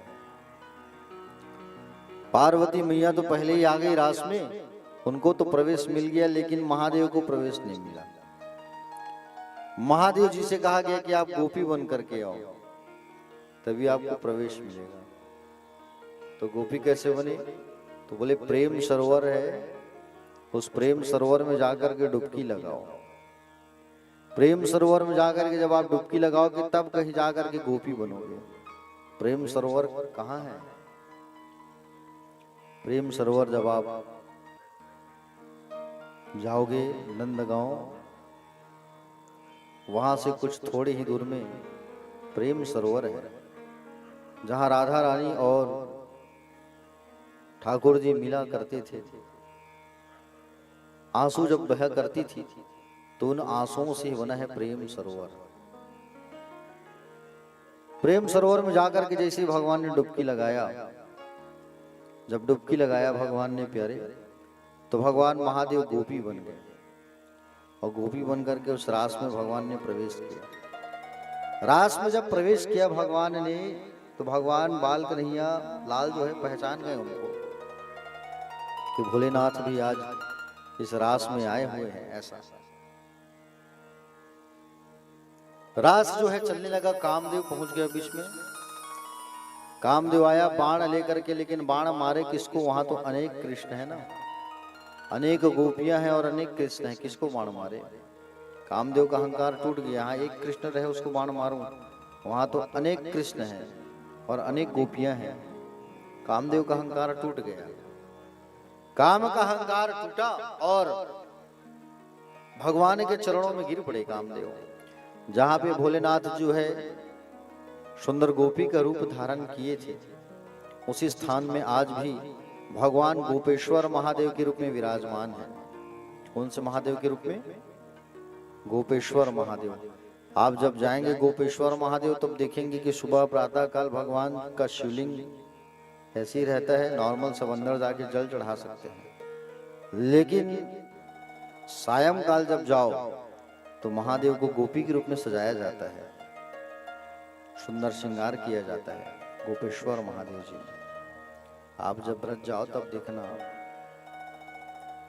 रास जो है 6 महीना तक चला है और 6 महीने तक ये गोपियां अपने घरों को छोड़ करके भगवान के साथ में थे। बताइए, इससे ही प्रतीत होता है, मालूम चलता है कि इनका प्रेम कितना सच्चा है प्यारे। हाँ? इस धराधाम पर जो ज्ञान नहीं था, उस धराधाम पर भगवान ने वो ज्ञान इन गोपियों को दिया है रास के माध्यम से जी। 6 महीने तक रचा है, चला है ये रास जो है। रास राशेश्वर भगवान जो है 6 माह तक इन गोपियों के साथ नृत्य किए हैं, आनंद मनाए हैं प्यारे। एक बार की बात है, नंद बाबा जो है ब्रजवासियों को लेकर के अंबिका वन गए, जंगल गए, शंकर और माता पार्वती की पूजा के लिए। अंबिका वन में एक बहुत बड़ा अजगर रहता था। अजगर देखे हो ना आप लोग? एक आध बार आपके शिवा विहार कॉलोनी में निकला है कि किसी के घर अजगर? अजगर जो है बड़ा भयानक। अजगर ने क्या किया? नंद बाबा के पैरों को पकड़ लिया जोर से, और नंद बाबा के पैरों को जैसे ही पकड़ा और जैसे भगवान को मालूम चला, भगवान दौड़े दौड़े आए, और भगवान दौड़े दौड़े जैसे ही आए तो भगवान ने सबसे पहले उस अजगर को स्पर्श किया अपने पैर से भगवान ने। तो वो अजगर जो है, अजगर का शरीर छोड़ करके दिव्य पुरुष, महापुरुष बन गए। भगवान ने पूछा तुम कौन हो? तब कहा कि अहम विद्याधर काश्यप सुदर्शन इति स्त्रिता स्त्रिया स्वरूप संपत्ति विमानी नाचरम दिशा। बोले महाराज मेरा नाम सुदर्शन है, मैं बहुत सुंदर था। सुंदरता के मध्य में मैंने एक बार अंगिरा गोत्र के ऋषियों का हंसी मजाक उड़ा दिया, जिसके कारण मुझे उन्होंने श्राप दे दिया अजगर बनने का, और मैं अजगर बन गया। लेकिन आज आपके पैरों का स्पर्श होते ही मेरा उद्धार हो गया। आगे चल करके भगवान ने शंखचूर्ण नाम के दैत्य का वध किया, जो गोपियों का हरण करता था। शंखचूर्ण है ना, और इस शंखचूर्ण नाम के जो दैत्य हैं, इन्हीं के शरीर की हड्डी से शंख बना है जी। आगे केसी और योमासुर का उद्धार किया गया भगवान ने इन सब का उद्धार किया। नारद जी महाराज कंस के पास चले आए और कंस के पास आकर के कहे कि बोले कंस, तुम बिल्कुल चुपचाप बैठे हुए हो, तुम्हारा जो काल है वो वृंदावन में है, देवकी का 8वां पुत्र। अरे तुम उसे बुला क्यों नहीं लेते, बुला के मार डालो उसे, तुम्हारा काल है वो। कंस ने कहा बोले नारद जी वो तो ठीक है, लेकिन बुलाऊं कैसे, मारूं कैसे।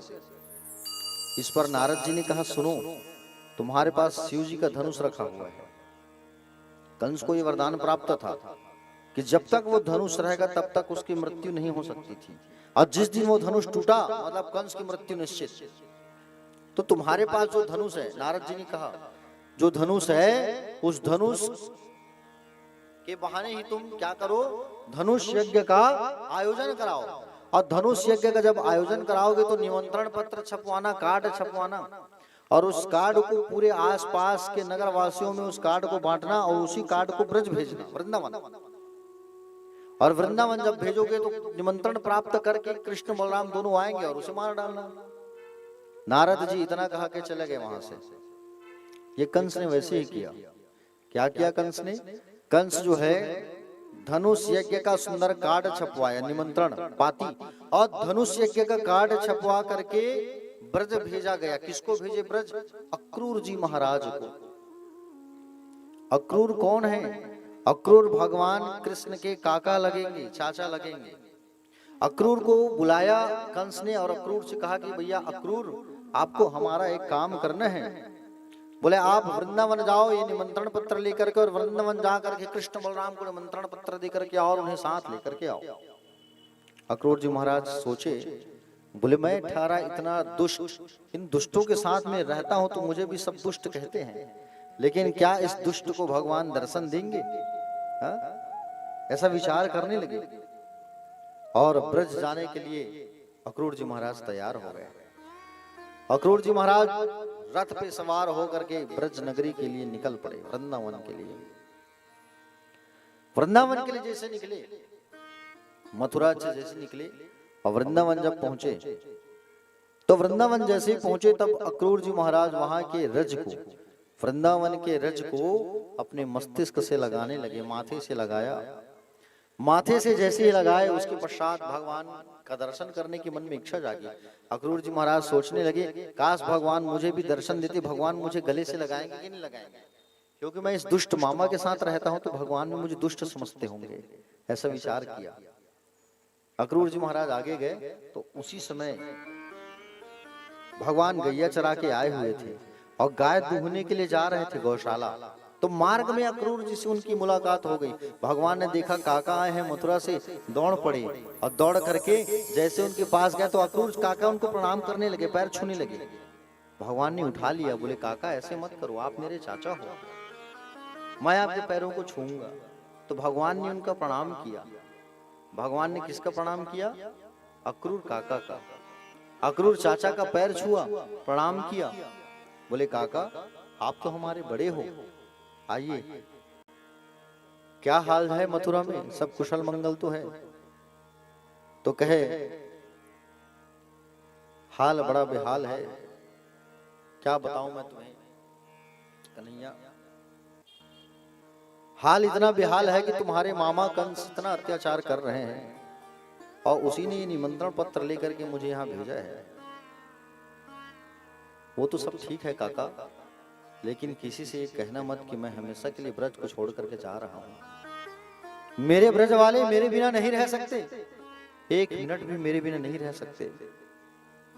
आप इतना कृपा करना काका, इतना बस कहना कि मैं बस 2 दिनों के लिए ले करके जा रहा हूं और मैं 2 दिनों में लौट करके चला आऊंगा।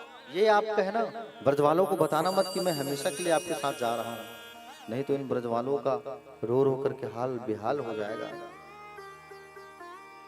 अक्रूर जी महाराज नंद महल में आए। नंद जी ने स्वागत किया, आइए अक्रूर जी महाराज आइए। सुंदर जलपान की व्यवस्था किया गया और जलपान का सुंदर व्यवस्था किया गया अक्रूर जी महाराज के लिए, बैठाया गया। जलपान के बाद सुंदर रात्रिकालीन भोजन का व्यवस्था किया गया। भोजन करते करते मैया यशोदा सबको सुंदर भोजन कराती है और जाके बरामदे में जो पोर्च होता है ना, उसमें बैठी थी। अंदर बैठक पर सुंदर अक्रूर जी महाराज और नंद बाबा बैठे हुए थे, चर्चा कर रहे थे। नंद बाबा ने कहा, बोले क्या हाल है अक्रूर जी मथुरा का? बोले हाल बड़ा बेहाल है भैया। बोले कंस का पाप बहुत ज्यादा बढ़ चुका है, धनुष यज्ञ करवा रहा है, धनुष यज्ञ का ही निमंत्रण पत्र लेकर के मैं आया हूँ कृष्ण बलराम को लेने के लिए। और ये कब तक यहाँ रहेंगे? आपके तो पुत्र नहीं है, ये तो उन्हीं के बेटे। कृष्ण बलराम तो वसुदेव के ही बेटे हैं, एक दिन ना एक दिन तुमको जाना होगा महाराज। इस बात को सुन लेती है यशोदा मैया। मैया के कान में जैसे ही वो बात गया, मैया खाना खाने बैठी थी, अन्न का ग्रास छूट गया। मैया रोते रोते अपने कक्ष की ओर चली गई, रहा नहीं गया। रोते रोते फिर आई, आके अक्रूर से लड़ाई करने लगी। महाराज आपका नाम अक्रूर किसने रखा? आप कहते हो कि कृष्ण मेरा बेटा नहीं है, गलत बात कह रहे हो आप। कृष्ण जो है मेरा ही बेटा है, कन्हैया मेरा बेटा है। खबरदार अगर आपने उनके बारे में कहीं एक लफ्ज आगे कुछ बोला। अरे मैंने उन्हें पाल पोस करके बड़े किया है, मैंने उन्हें पाल करके बड़े किया है। मेरा कन्हैया मुझसे दूर नहीं जाएगा, मैं नहीं भेजूंगी उसे। अरे उसे तो अभी खुद से खाना खाने भी नहीं आता, खुद से वस्त्र पहनना भी तो नहीं आता, खुद से बाल संवारने नहीं आता, जूते पहनने नहीं आता ढंग से, और तुम उन्हें लेने आए हो। बोले मैं अपने कन्हैया को, अपने जिगर के टुकड़े को मैं अपने से कहीं विदा नहीं कर सकती, भेज नहीं सकती। पता है अक्रूर जी, जब मेरा कन्हैया गैया चराने जाता था ना, तो गैया चरा के जब तक वो नहीं आता था तब तक मुझे बेचैनी रहती थी। दरवाजे में जाकर के मैं खड़े होकर के देखा करती थी मेरा कन्हैया कितना समय आएगा। एक खांसी आने पर मैं आसपास के 4 कोस के वैद्य राजों को, डॉक्टर को बुलाती थी मैं। एक खांसी आने पर मेरा लाला अगर वहां चला गया, मेरा लाला अगर वहां चला गया तो कौन उनकी सेवा करेगा, कौन उसका देख रेख करेगा? अक्रूर। नंद बाबा यशोदा मैया को समझा, यशोदा तुम शांत हो जाओ,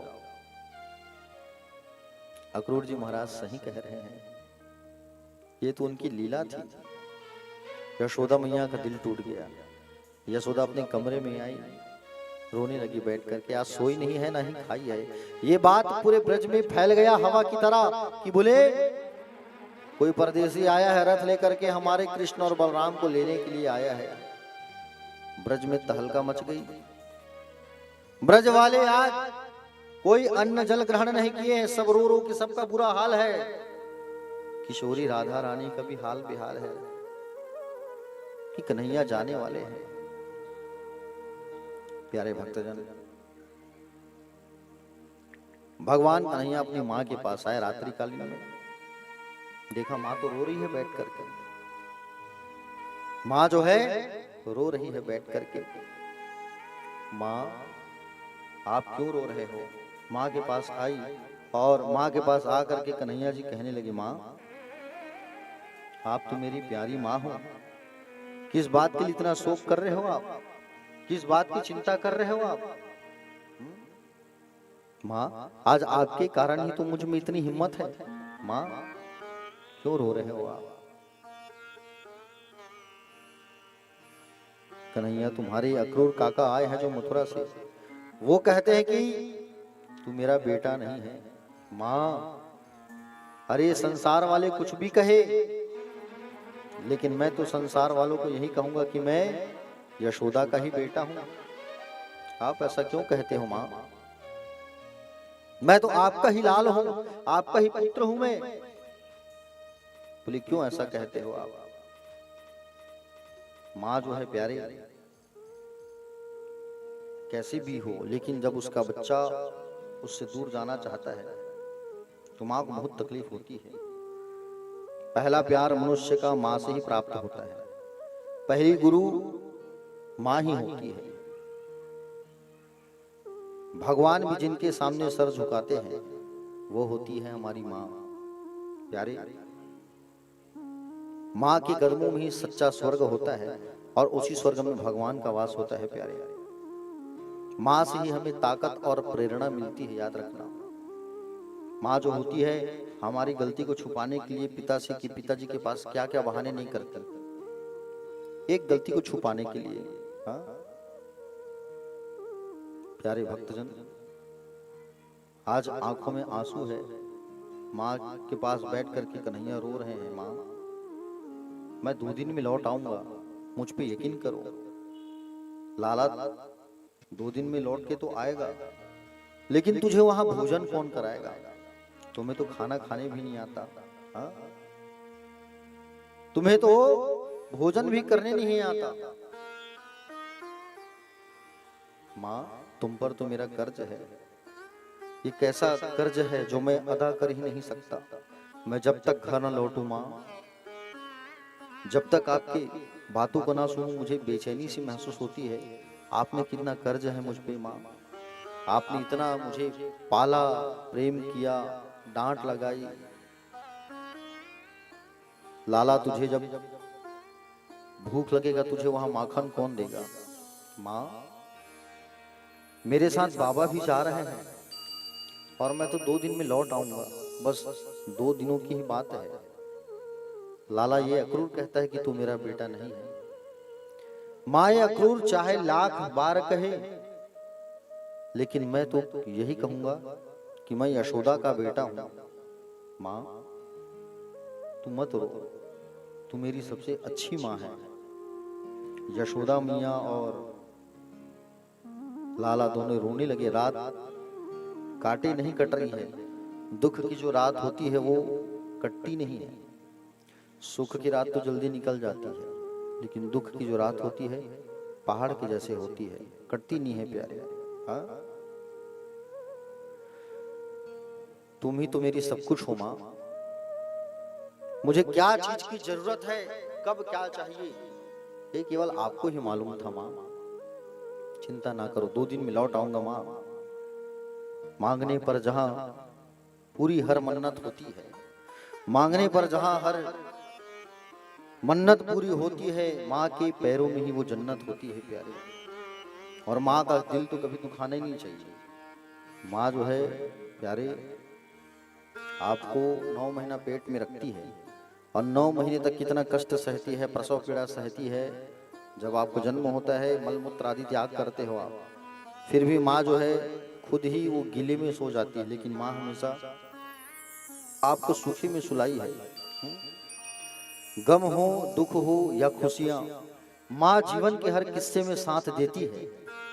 खुद सो जाती है भूखी पर और बच्चों में रोटी अपने हिस्सों को बांट देती है, लेकिन बच्चों को भूखा नहीं रखती। माँ वो शख्स होती है प्यारे, जिनके पास माँ है वो बड़े मुद्दत वाले होते हैं, समझ रहे हैं ना। बड़े किस्मत वाले होते हैं जिनके पास माँ बाप होते हैं, और जिनके पास माँ बाप नहीं, सोचो उनके बारे में, वो बेचारे कितने तकलीफ में रहते होंगे। जिनकी माँ नहीं, जिनके पिता नहीं। जब तक पिता होता है घर पे, पिता का साया होता है, माँ का साया होता है, संसार में सबका प्रेम मिलता है। जिस दिन माँ बाप छोड़ के चले जाते हैं उस दिन ये संसार वाले भी अपना रास्ता मोड़ लेते हैं।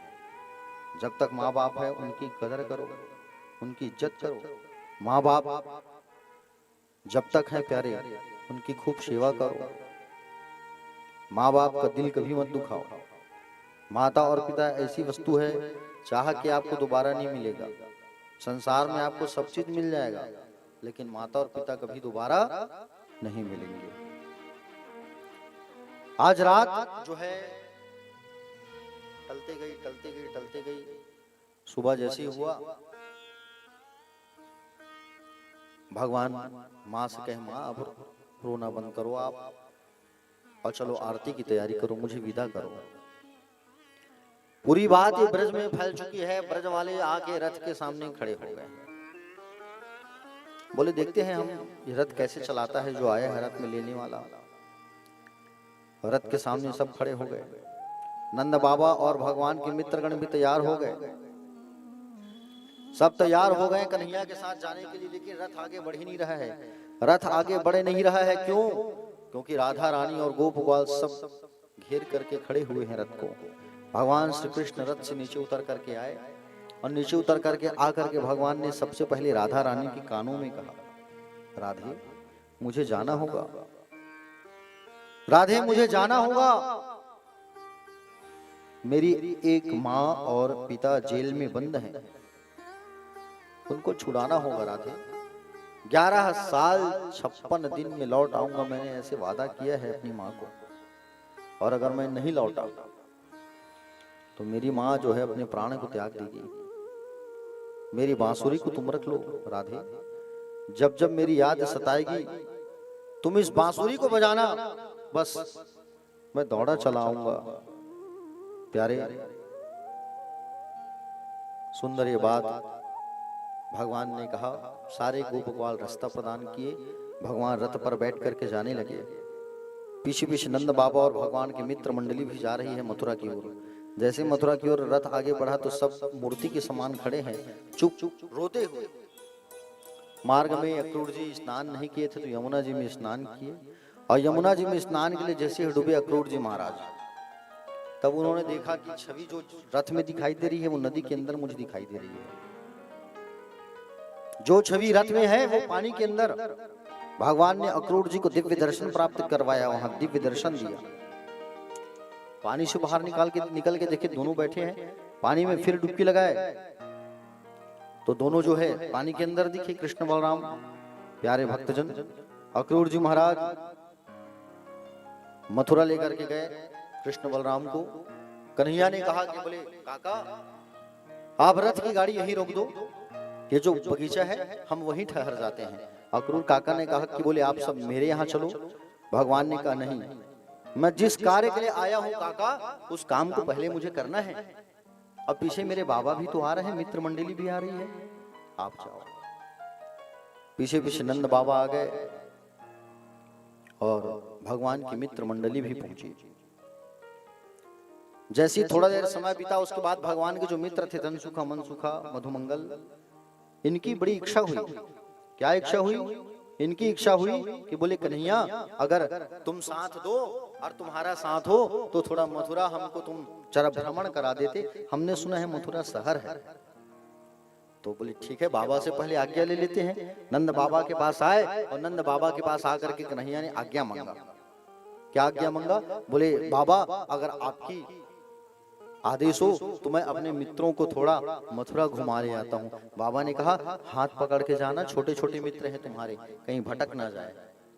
हाथ पकड़ करके ले जाओ और सबको घुमा ले आओ, जल्दी लौटाना, रात्रि हो रही है। जैसे ही भगवान कन्हैया जो है सायं काल में जैसे ही निकले, तो जैसे ही निकले मथुरा भ्रमण के लिए, तो सबसे पहले एक घाट पड़ा, धोबी घाट।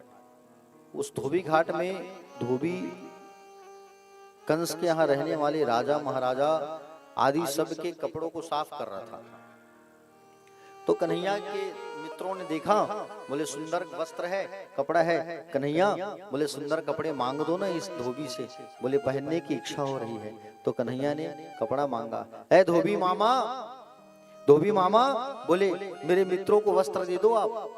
तो उस धोबी ने देखा, बड़े आए गांव के गंवार, कपड़े मांग रहे हो, पहले अपने आप को देखो। भगवान के मित्रों को जब उस धोबी ने गंवार कहा, भगवान को बड़ा गुस्सा आया। दाऊ जी ने इशारा करके कहा कन्हैया ये वही है जिसने मां सीता के चरित्रों में टिप्पणी किया था त्रेता युग में, अभी तक जिंदा है, छोड़ो मत। भगवान ने बनाया मुष्टिका और एक बार जैसे ही मारा उसका राम नाम सत्य हो गया, धोबी मारा गया। भगवान ने अपने मित्रों से कहा चलो जाओ, जितना कपड़ा रखा है, जिनको जो जो अच्छा लग रहा है सब पहन ले। सब लोग जा जाके उस वस्त्र को पहनने लगे और कपड़ों को सबने पहन लिया। अब कपड़े जब पहने तो भगवान के जो सखा थे वो छोटे छोटे थे, कपड़े तो बड़े बड़े थे।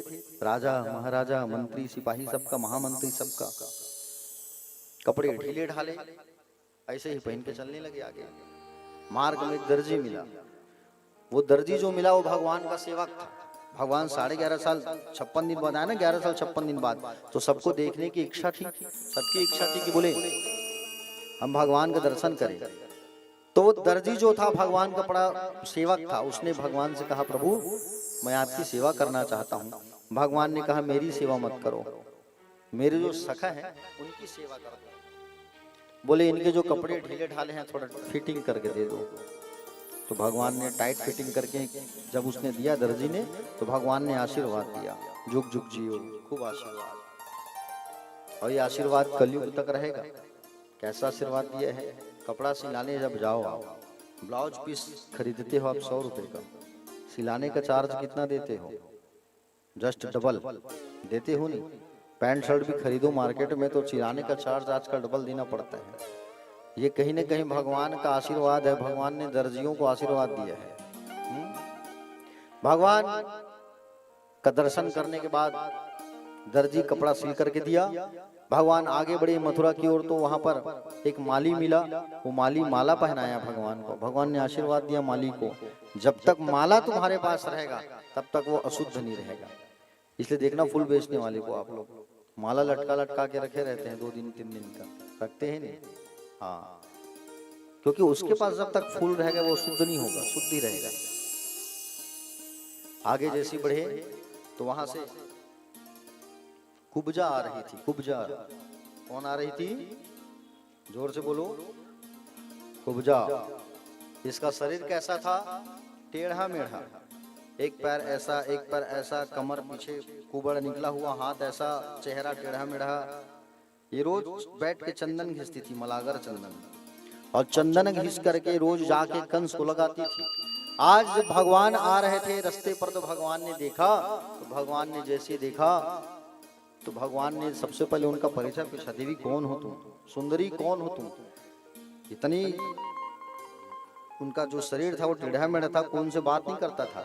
लेकिन भगवान ने उनसे पूछा सुंदरी, कहा भगवान ने, क्या कहा? सुंदरी तुम कौन हो? तब उन्होंने कहा दास्यस्म हम सुंदरम कंस सम्मता त्रिवक्र नामा वानुलेप कर्मणि मदभावितम भोजपतेरति प्रियम विना युवम पुण्यत मस्त दरहति। महाराज मेरा नाम है शैलेंद्री, लोग मुझे कुब्जा भी कहते हैं, त्रिवक्रा भी कहते हैं। मैं कंस की दासी हूँ और रोज कंस को तिलक लगाती हूँ। आज मैं आपको देखी हूँ तो मुझे ऐसा लग रहा है कि मैं आपको चंदन लगाऊं गोपाल। तो भगवान को चंदन अपने हाथ से लगाती है। अब भगवान को जैसे ही चंदन लगाई तो भगवान प्रसन्न हो गए, और प्रसन्न होकर के भगवान उसके हाथ को पकड़ के ऐसे उठाए, अब पैर को अपने पैर से दबाए और खींचे और पीछे पीठ में मारे जोर से। वो जो टेढ़ापन था वो सीधा हो गया, चेहरा टेढ़ा था वो सीधा हो गया, वो सुंदरी बन गई, विश्व सुंदरी। बोलो भक्तवत्सल भगवान की। केवल भगवान को चंदन अर्पण की है, चंदन लगाई है। केवल क्या लगाई है? चंदन। आप लोग भी भगवान को चंदन लगाया करो, ठीक है? कैसे लगाते हो चंदन? बोलो।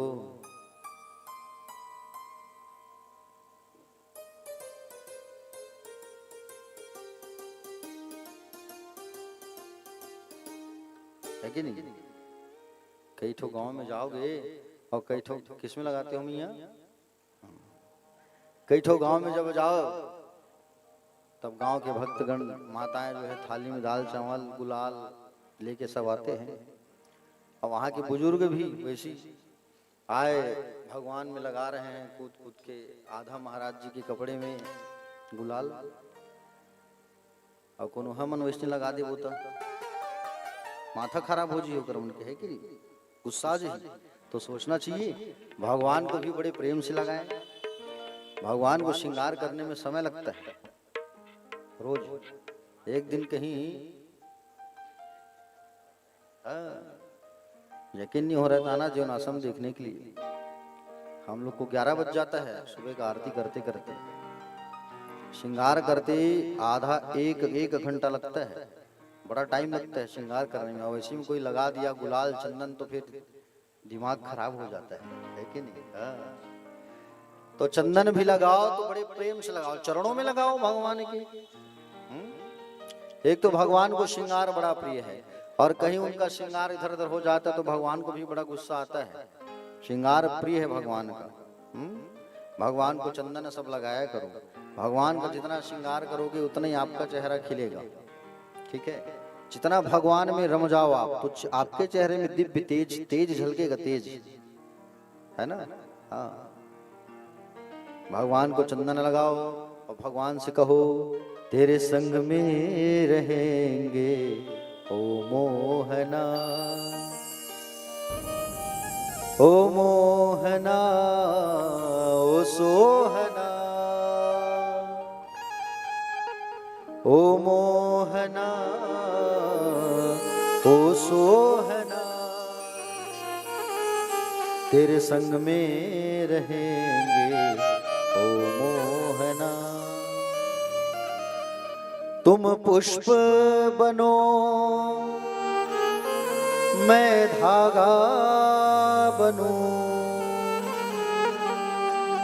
तुम पुष्प बनो मैं धागा बनूं।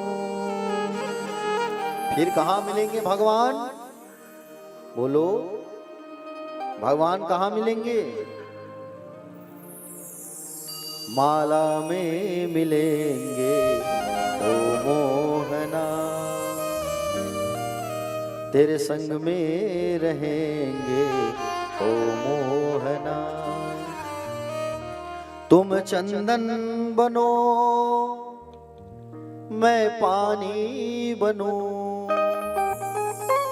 तुम चंदन बनो मैं पानी बनूं। अब कहाँ मिलेंगे भगवान? मस्तक पर मिलेंगे ओ मोहना, ओ मोहना, ओ सोहना,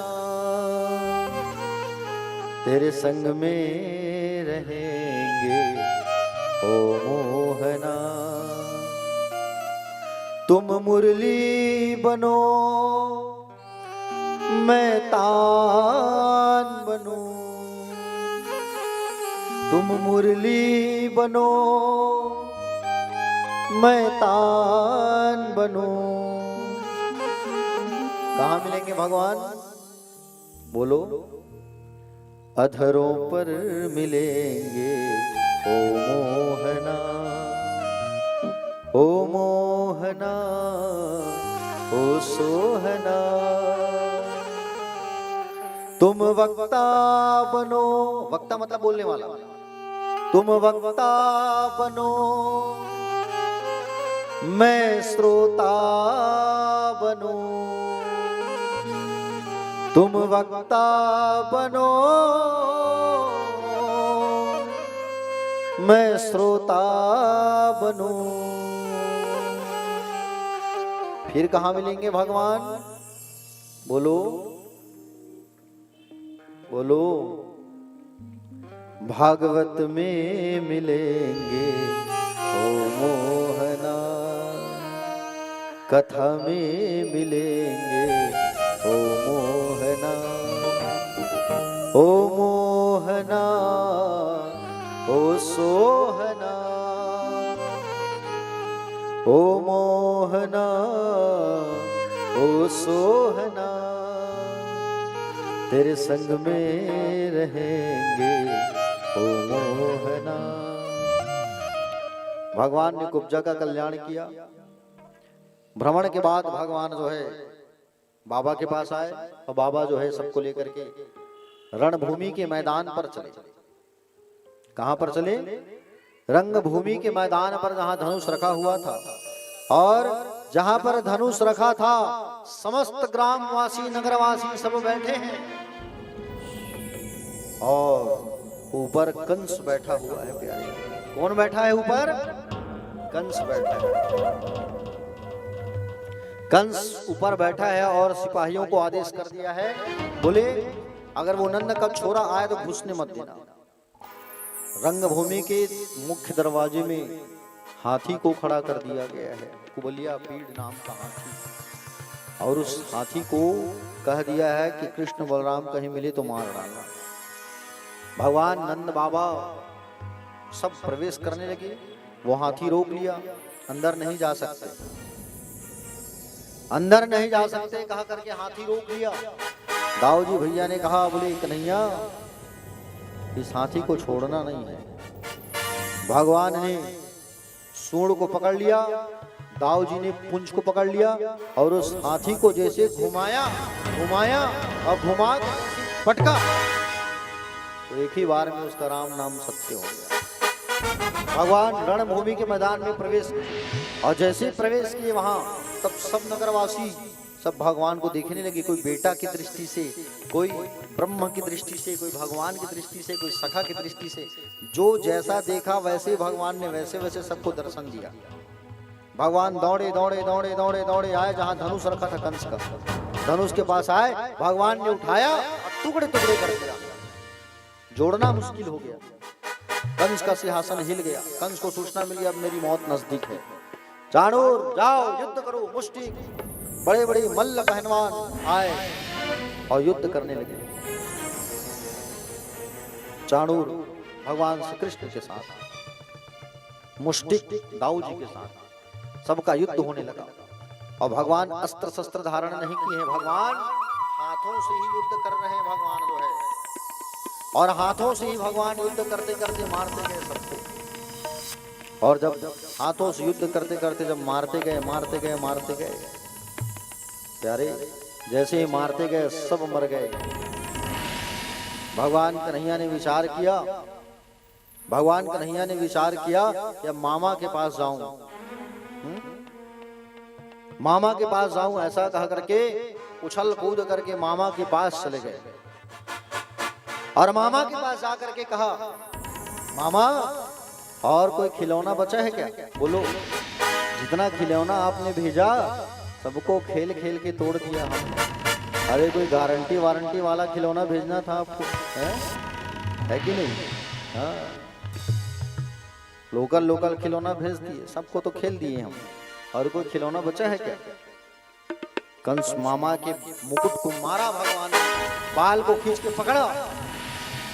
बाल को खींच के जैसे पकड़ा, कंस ने कहा, बोले भांजे छोड़ो मुझे। मामा पकड़ना तो आता है, छोड़ना नहीं सीखे हैं। हाँ? याद करो उस पल को जब मेरी माँ देवकी की तुमने बाल खींच खींच के मारा। भगवान बाल खींच करके उठा के पटक दिए और मामा के ऊपर कूद के बैठ गए। अपने हाथों में पूरे पृथ्वी का भार बनाया और पृथ्वी का भार बना करके जैसे मारा, एक ही बार में कंस का राम नाम सत्य हो गया। कंस मारा गया। कंस जैसी मरा, भगवान दौड़े दौड़े दौड़े दौड़े दौड़े दौड़े कहाँ गए? भगवान दौड़े दौड़े कारागृह गए, जेल में। और जेल में जाकर के सबसे पहले भगवान माता पिता को बंदी से मुक्त कराया। माँ देवकी 11 साल 56 दिन बाद आज अपने बेटे को देखी है। बताओ, 11 साल 56 दिन बाद उस माँ का हृदय द्रवित हो गया, आंखों से आंसू आ गई। भगवान जाके माँ से गले लगे, पिता से गले लगे। वो जेल में जितने लोग बंद थे सबको भगवान ने छुड़ाया कंस के यहाँ। कंस इतना दुष्ट था, अपने बाप को भी जेल में बंद करके रखा था वो उग्रसेन को। तो नाना लगते थे भगवान के, तो नाना को भी जेल से मुक्त कराए और नाना को ही मथुरा के राज सिंहासन पर, राज गद्दी पर बैठा दिए। मथुरा में रहने लगे भगवान। और मथुरा में जब रहने लगे भगवान, तो नंद बाबा और गोप ग्वालों से कहा कि जाओ, मैं 2 दिन बाद लौट करके आ जाऊंगा, आप लोग चले जाओ। बाबा ने बाबा को भेज दिया वापस। कहाँ भेज दिया? बाबा को वापस वृंदावन धाम भेज दिए कि बाबा आप जाओ वृंदावन धाम। प्यारे भक्तजन, नंद बाबा और गोप ग्वाल सब लोग जो है कहाँ चले आए? वापस वृंदावन धाम चले आए। और वापस वृंदावन धाम चले आए। भगवान श्री कृष्ण मथुरा में रहने लगे। बोले कृष्ण कन्हैया लाल की। भगवान मथुरा में रहने लगे। किनके साथ रहने लगे? दाऊ जी के साथ और उद्धव के साथ, भगवान के मित्र उद्धव। सबने विचार किया कि बोले अब कन्हैया जो है पढ़ाई लिखाई करने तो गए नहीं हैं अभी तक, इनको पाठशाला भेजा जाए। भगवान श्री कृष्ण जो है प्यारे, विद्यालय गए पढ़ाई करने के लिए, और भगवान श्री कृष्ण जैसे विद्यालय गए पढ़ाई करने के लिए, कहाँ? अवंतिका नगरी, उज्जैन। उज्जैन गए भगवान पढ़ाई करने के लिए, अवंतिका नगरी आए, और अवंतिका नगरी जैसे ही आए भगवान जो है, तो सांदीपनी मुनि के घर में भगवान ने पढ़ाई किया। किसके यहाँ पढ़ाई किए? सांदीपनी मुनि के यहाँ। और सांदीपनी मुनि के घर आए भगवान, 64 दिन रहे हैं भगवान। कितने दिन रहे हैं? जोर से बोलो। 64 दिन। आप लोग अवंतिकापुरी गए हो? कितने लोग गए हो उज्जैन? हाँ, जरूर जाना सब लोग। हाँ? अवंतिकापुरी भगवान 64 दिन रहे हैं, और 64 कलाओं को अपने अंदर उतारा भगवान ने। मात्र 64 दिन रहे भगवान। एक दिन में भगवान खेलना सीख गए, एक दिन में शस्त्र विद्या सीख गए, एक दिन में शास्त्र विद्या सीख गए, एक दिन में भगवान नाव चलाना सीख गए, एक दिन में भगवान आयुर्वेद दवाई बनाना सीख गए, एक दिन में भगवान फूलों का सेज बनाना सीख गए, एक दिन में भगवान भोजन बनाना सीख गए, एक दिन में पकवान बनाना सीख गए। भगवान को क्या नहीं आता था? सर्वगुण संपन्न थे भगवान। ठीक है। कभी आपको कोई अच्छी पकवान बनाने की इच्छा मन में जागी और आप सोचेंगे हमको तो आता नहीं है, तो भगवान का ध्यान लगाना, और भगवान का ध्यान लगा करके पकवान बनाना, बड़ा स्वादिष्ट पकवान बनेगा। वो भोजन भी घर में बनाते हो ना, तो भगवान श्री कृष्ण का नाम लेकर के बनाया करो। वो भोजन जो है भोजन नहीं भोग बन जाता है। भगवान को रोज भोग अर्पण किया करो। लड्डू गोपाल जी किनके किनके घर पे है? हाथ उठाओ। लड्डू गोपाल जिनके जिनके घर में है, वो रोज भगवान की सेवा किया करो, श्रृंगार किया करो, नित्य तुलसी की मंजरी अर्पण किया करो भगवान को। और रात्रि जब सोते हो आप, तो एक गिलास पानी और एक डब्बे में सुंदर कुछ मीठा या मिश्री, मिठाई, वो भी ना हो तो गुड़, कम से कम इतना रख करके सोया करो। भगवान को रात में जब भूख लगे तो वो उठ के खाते हैं, प्यास लगे तो पानी पीते हैं। इतना किया करो।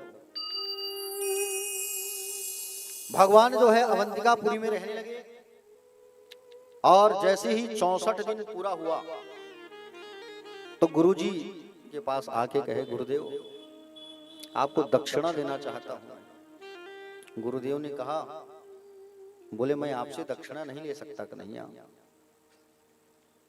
गुरु मां ने कहा, कन्हैया अगर दक्षिणा देना है तो मुझे दे दो। मेरा जो बेटा है वो सागर में खो गया है, उसे लाके दे दो तुम। तो भगवान दौड़े दौड़े दौड़े दौड़े समुद्र में चले गए, और समुद्र में जाकर के भगवान जैसे ही डुबकी लगाए, खूब खोजे तो गुरु भाई नहीं मिला, पुनर्दत्त। वहां पे भगवान को शंख मिला। क्या मिला? शंख।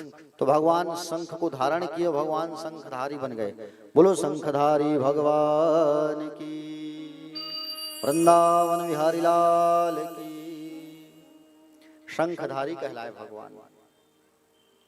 वहां से निकल करके भगवान यमलोक गए। यमलोक में देखा गुरु भाई तो यहाँ है, मृत्यु को प्राप्त कर चुका है। तो मरे हुए गुरु भाई को वापस ला करके गुरु माता को सौंप दिए।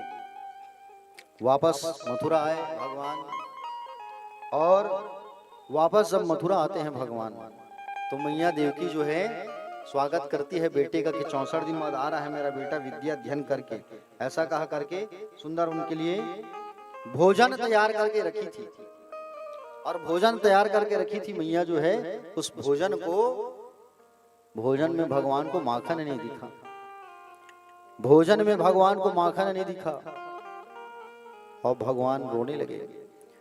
भोजन को छोड़ करके अपने कमरे में चले गए। वसुदेव जी ने उद्धव से कहा, उद्धव तुम तो अंतरंग मित्र हो उसके, जाओ जा करके पूछो भोजन क्यों नहीं किया कन्हैया ने।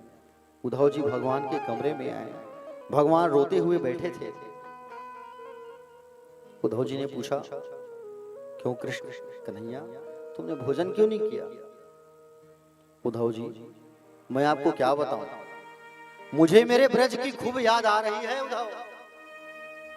मुझे ब्रज बिसरत नहीं है, मुझे मेरे ब्रज की खूब याद आ रही है उद्धव। कितना झूठा हूं मैं। मैंने उस माँ को कहा था 2 दिन में लौट आऊंगा।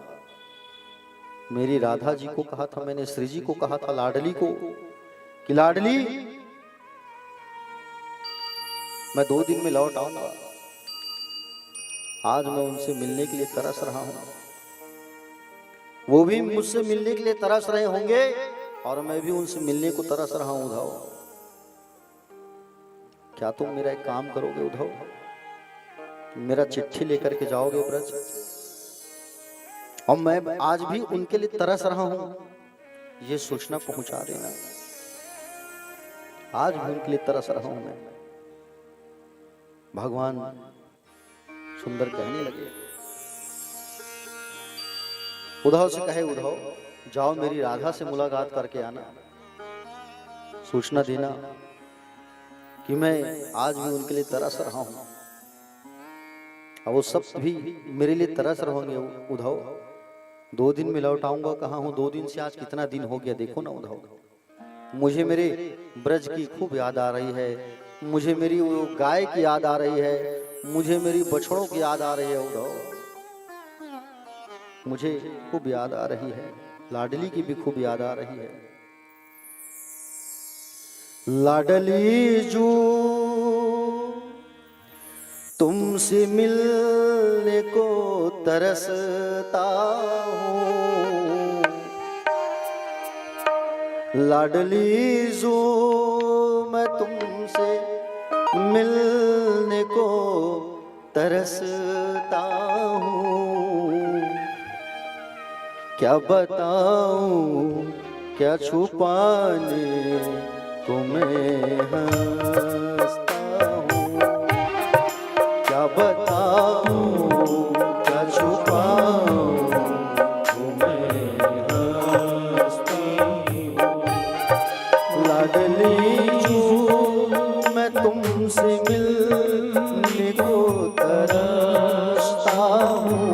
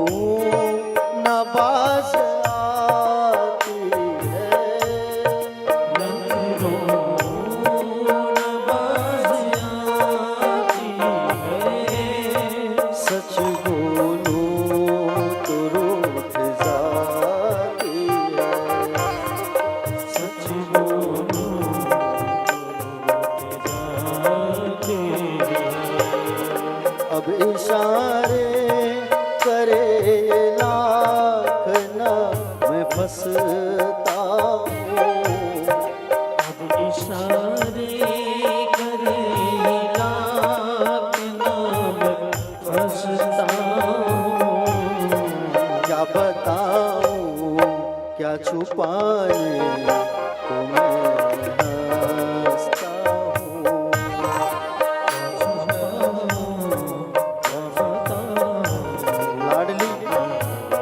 तुम्हारे बिना रहना मुश्किल है लाडली।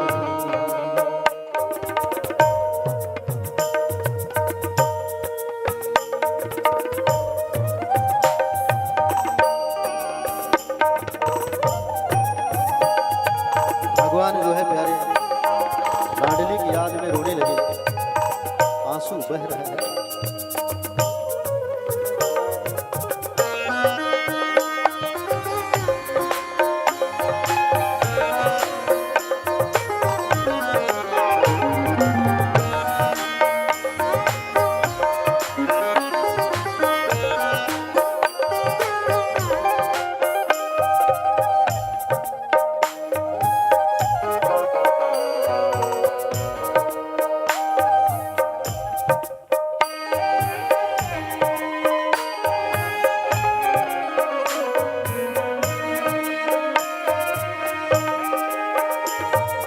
पाप सागर में गहरा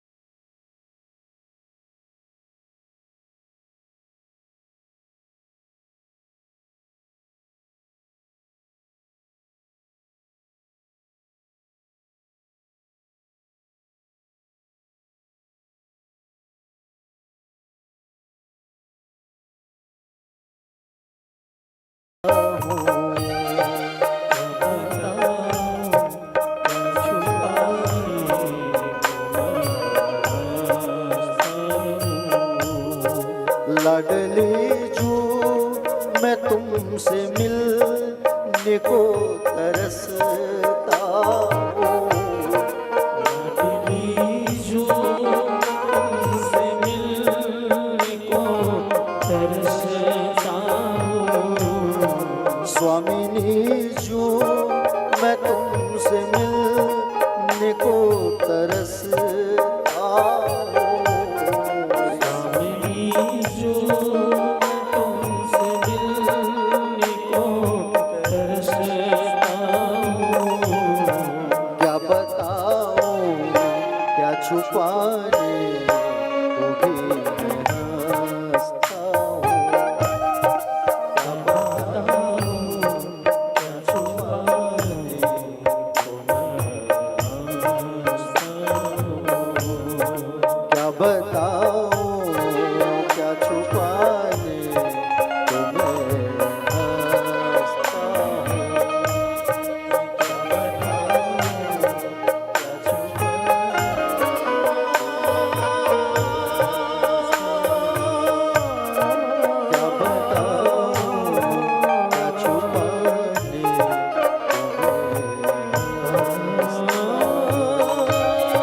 क्या बताऊं क्या छुपाने को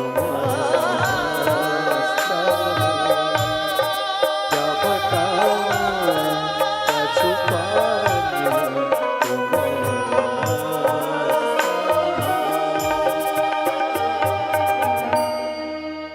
लाडली जू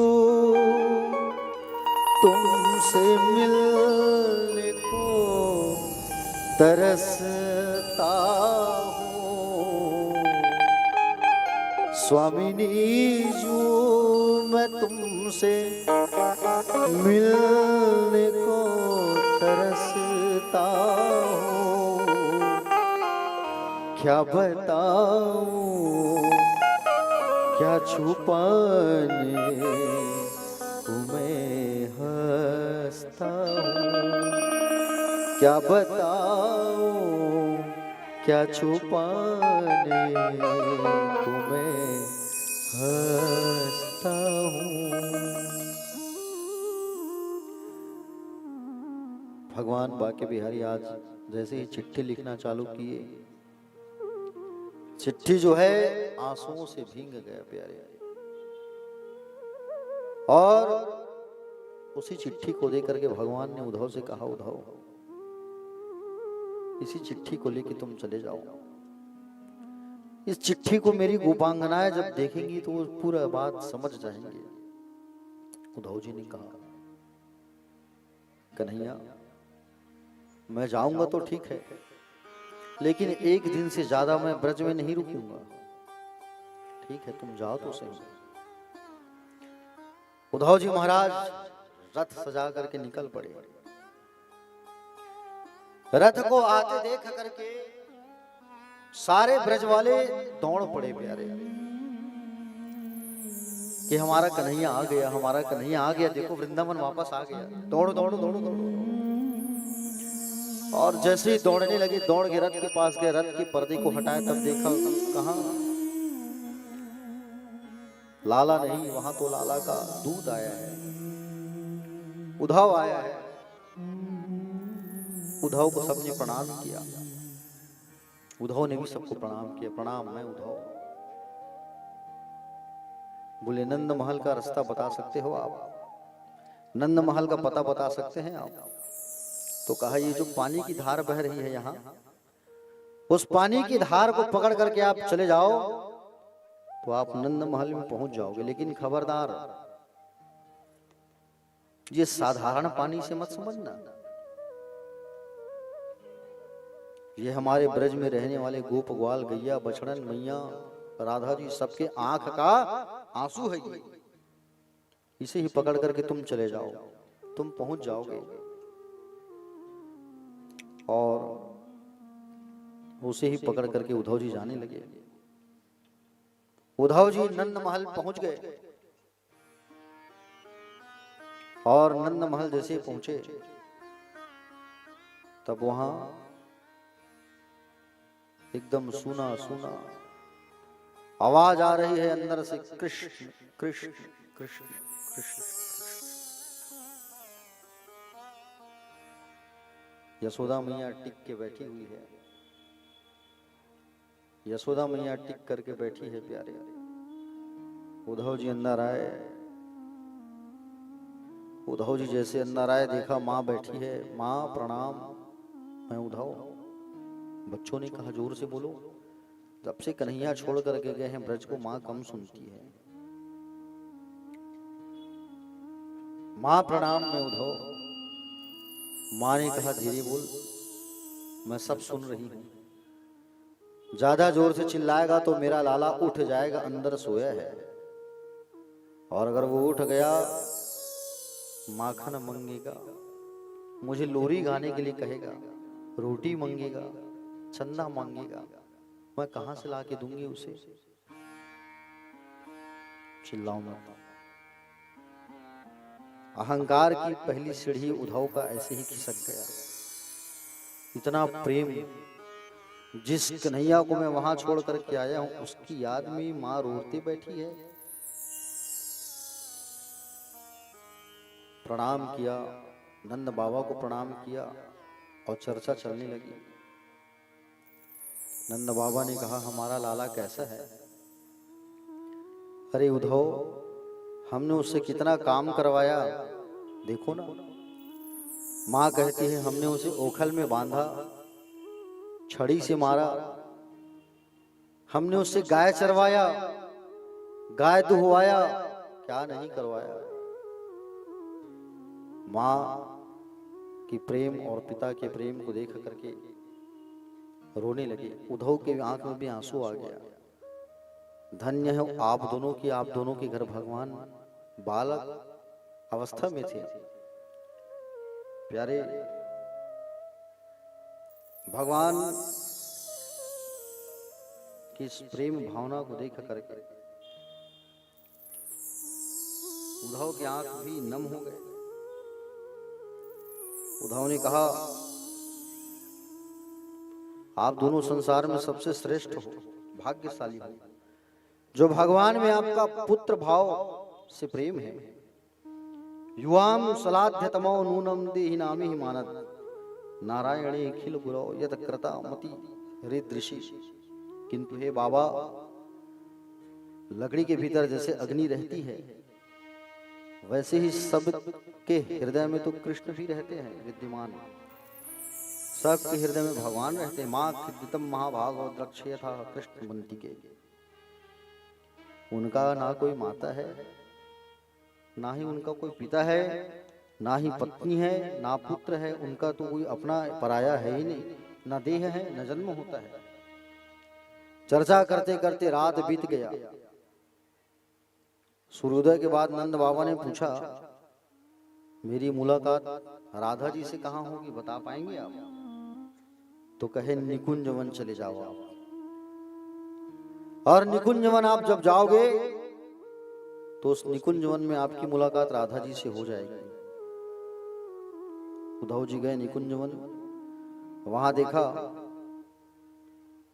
लाखों गोपियां हैं, और उन गोपियों के मध्य में राधा रानी बैठी है, बिखरी हुई बाल, आंखों में आंसू की धार। उद्धव जी महाराज बात करे तो करे कैसे? प्यारे, भौरों के माध्यम से वहां बात होता है। भौरे, एक भौरा आ रहा है और एक भौरा जा रहा है।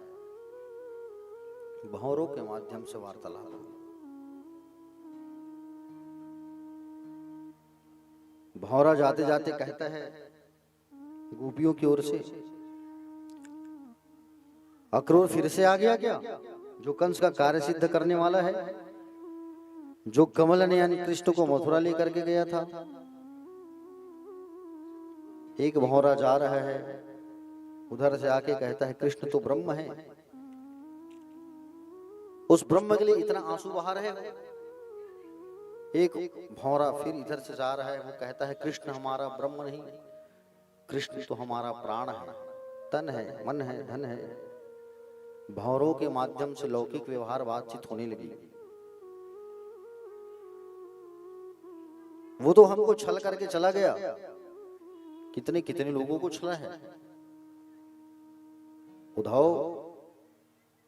हम चाहें तो जा सकते हैं मथुरा, लेकिन हम इसलिए नहीं जा रहे हैं क्योंकि हम अपने कृष्ण के कार्य में बाधा उत्पन्न नहीं करना चाहते। जिस काम के लिए वो गया है उस काम को उसे पूर्ण करना है।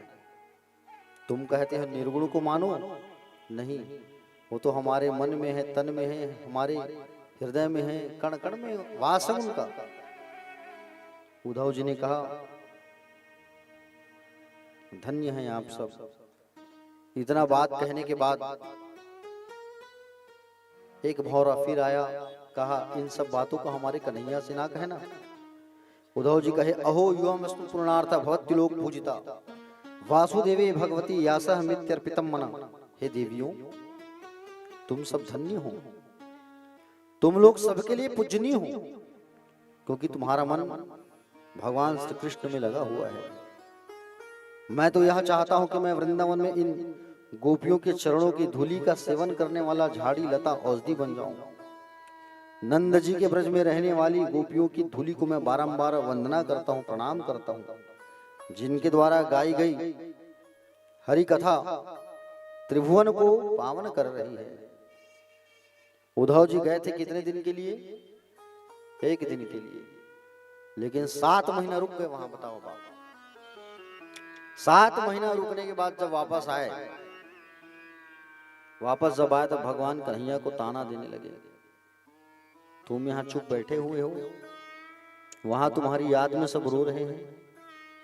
भगवान ने कहा उद्धव, एक बार तुम जरा अपने आंखों को तो बंद करो, और एक बार तुम अपने आंखों को बंद करो। और जैसे एक बार आंखों को जब उन्होंने बंद किया, और जैसे ही आंखों को बंद किया, थोड़ी देर बाद जैसे ही आंख खोला तब क्या देखा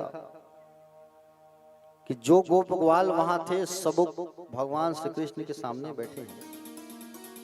जिसको वहां भूल के देख के आया है वो भगवान श्री कृष्ण के सामने खड़े हुए हैं। अक्रूर देख के दंग रह गया। भगवान ने कहा क्यों अक्रूर जी, कहते थे ना तुम कहते थे ना निष्ठुर हूं मैं, देखो मेरे साथ सब खड़े हैं, मैं अपने ब्रज वालों से अलग नहीं हो सकता। उद्धव जी देख के दंग रह गए कि आप वाकई में प्रभु ब्रह्म हैं। आप प्यारे भक्तजन, मथुरा में बार बार आक्रमण होने लगा। कंस की जो 2 पत्नियां थी अस्ति और प्राप्ति, अपने पिता जरासंध के पास जाकर के उन्हें शिकायत किया, पिताजी आपके दामाद को वो कृष्ण कन्हैया ने मारा है, बदला लीजिए। तो जरासंध 17 बार आक्रमण किया है और 17 बार भगवान से हार हार के वापस आया। 18वीं बार काल यवन नाम के राक्षस को साथ लेकर के गया। ये भगवान ने देखा इसकी मृत्यु तो मेरे हाथों में नहीं है, इसकी मृत्यु जो है मुचकुंद महात्मा के हाथों में है, और इनकी मृत्यु जो है मुचकुंद के हाथ में है।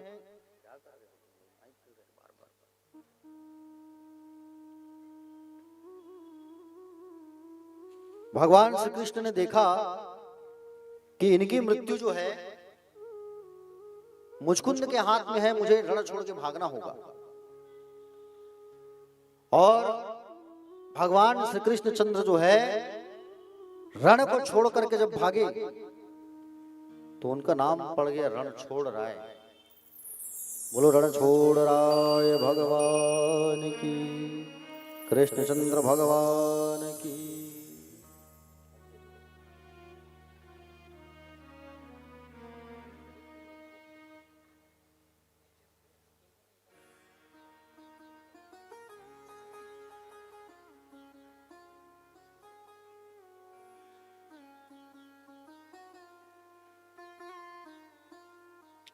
भगवान रण को छोड़ करके भागे, भगवान का नाम पड़ा रण छोड़ रहा है ना। भगवान भागते भागते प्रवर्षण पर्वत पर चले गए और प्रवर्षण पर्वत पर भगवान गए, चढ़ गए भगवान वहां गुफा में। और भगवान के पीछे पीछे जरासंध जो है कालयवन राक्षस को भेज दिया। भगवान उस गुफा में जैसे गए तो वहां देखा कि वहां सूर्यवंशी राजा भगवान राम के परदादा सोए हुए थे गुफा में। देवासुर संग्राम में इन्होंने साथ दिया था देवताओं का, तो इन्होंने कहा था कि बोले मुझे चैन की नींद सोने का वरदान दे दो। तो देवताओं ने इनको वरदान दिया था चैन से सोने का। जो तुम्हें उठाएगा वो तुम्हारी आंख के अग्नि से जल के भस्म हो जाएगा। और मुचकुंद महात्मा सोए थे, भगवान वहां पहुंचे, अपने पीताम्बरी पीला दुपट्टा को भगवान उसके शरीर में पूरा ढक दिए। अब पीछे जा करके भगवान छुप गए। वो राक्षस आया, उसने सोचा कि ये तो अभी भाग रहा था, पीला दुपट्टा तान के सोया है, लात मार दिया। लात जैसे ही मारा तो मुचकुंद महात्मा उठ गए, और उठे तो कालयवन सामने आंख के अग्नि से जल करके वो भस्म हो गया। कालयवन भगवान ने मुचकुंद जी को दर्शन दिया और दर्शन दे करके परम पद धाम उनको भेज दिया। भगवान ने सोचा मुझे यहाँ नहीं रहना चाहिए, भगवान ने सोचा मुझे यहाँ नहीं रहना चाहिए, मेरे लिए अलग से मैं नगर का निर्माण करूं। ऐसा कह करके भगवान कहाँ चले गए?